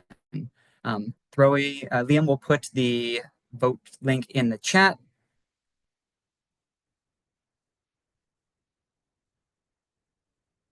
And then as a reminder, you will need your voting code. You can find your voting code in the email that was sent to you. I'm guessing all of you have found it by this point. Okay, link is in the chat. And we'll give people a few minutes to vote.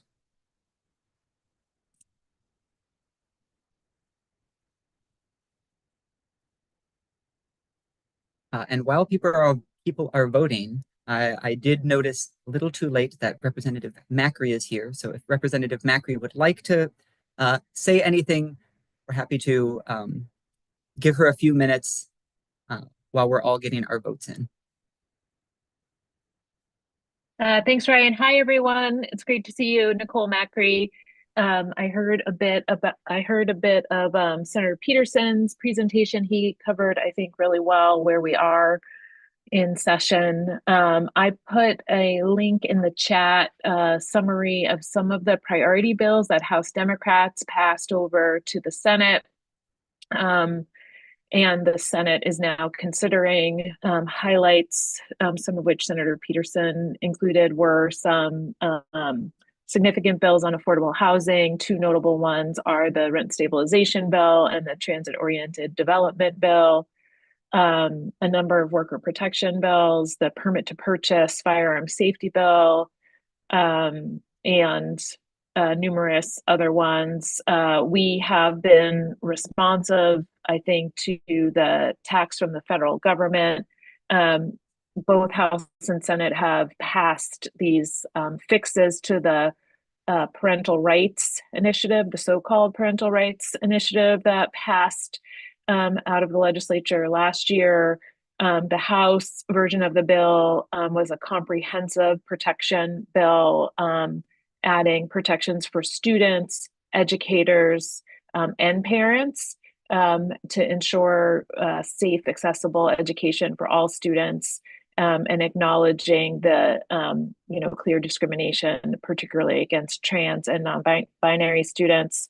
In addition, I have been working on a bill to allow 12-month access to hormone therapy refills.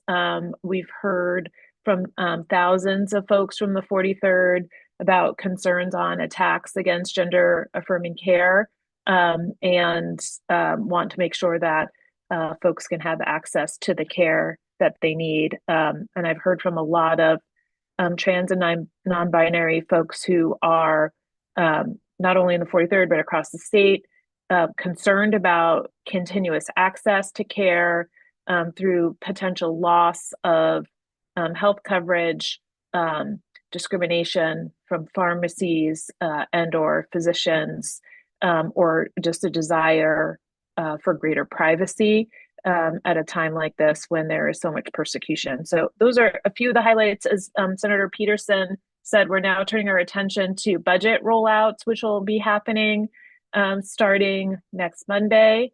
And I think will consume a lot of the attention of legislators. And I just really want to underscore the need for engagement with the governor's office about the priorities of our district and the priorities of Democrats generally. It seems he needs some reminding about that. So your outreach to the governor's office is really going to be appreciated. We do have concerns, and I think they're legitimate, about where the governor might be on supporting progressive revenue, that both House and Senate Democrats have been very clear we feel is essential to creating a sustainable state budget that responds to the needs of Washingtonians. So just great to see you all. Feel free to reach out to me. It's been great to see some of you in Olympia. I know some of you have come down and we've not been able to connect. Feel free to just reach out to me personally if we should be connecting on urgent issues, particularly as the budget debates heat up. And I'm glad to take questions if you have time. I know we're over time and it's late this evening, but yeah, but maybe there's one question if anyone has one burning question. Okay, no one's question is burning that much, but oh, yeah, Landon. This is kind of for High Representative Macri. Thank you for all the work. And kind of with you, Ryan, can we, as a LD, elevate some template to be contacting the governor with? I'm not going to put this on your representative, but Ryan, because we've now been kind of hinted at by both of our representatives that might be useful. So just for people who might not know how to write a template, can we just get that generated in the next week? That might be a great project for the Policy and Advocacy Committee to take up. So yes, we can see what we can do about putting together at least some talking points for people that they can use in reaching out to the governor. Awesome. Well, thank you again so much, Representative Macri. I know this is a super busy time of year, and we really appreciate you coming and giving us an update. Yeah, thank you. And I had a point of order that was made that is very valid, that we never actually made a motion to go to the vote on this resolution that we're all voting on right now. So I would entertain a motion to go to the vote on the resolution around Adam, Representative Smith. So moved. Okay, and do we have a second? I'll take the other person as a so. Second. Also seconded. Okay, excellent. So now the vote is officially happening. Is there anyone who wanted to vote on the resolution that was not able to complete their ballot on the resolution?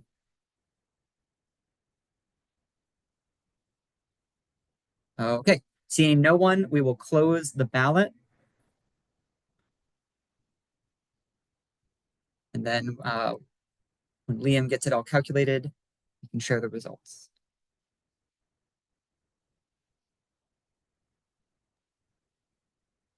With 20 members voting on the resolution, the noes have 15, and the resolution is not adopted as written.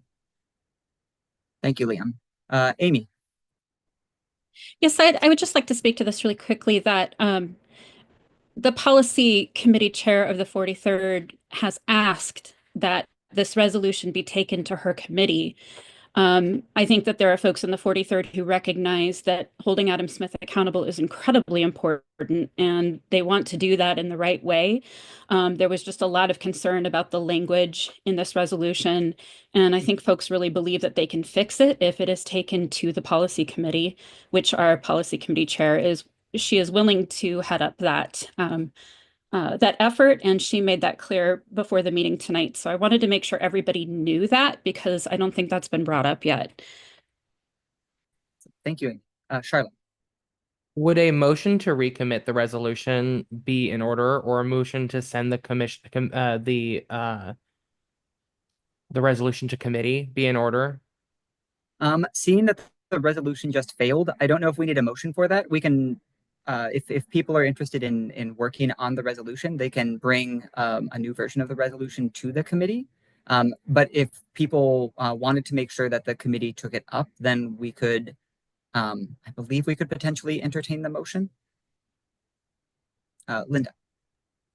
I guess this is a point of order. What is the process for bringing issues before that committee?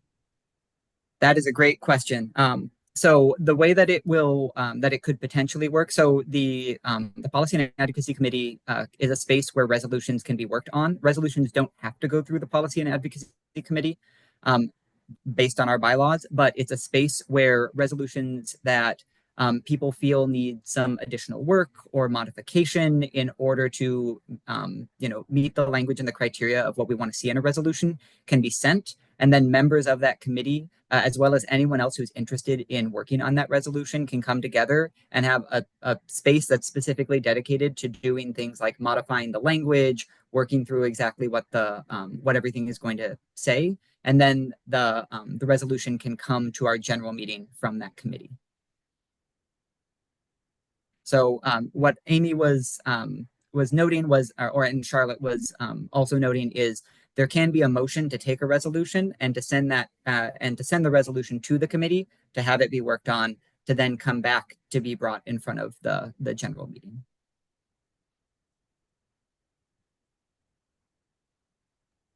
And Vivian asked, does Adam Smith's district overlap with the 43rd? Yes, it does. There's a few precincts. If that motion is in order, I'd like to move to send the resolution, or to empower the committee, whatever the motion would be. I want to make that motion. Okay, so it's a motion to table the resolution and send it to the Policy and Advocacy Committee. What you said. Okay. Is there a second for that? I'll second. Okay. Is there anyone who's opposed to this resolution going to the Policy and Advocacy, being tabled and going to the Policy and Advocacy Committee to work on the language?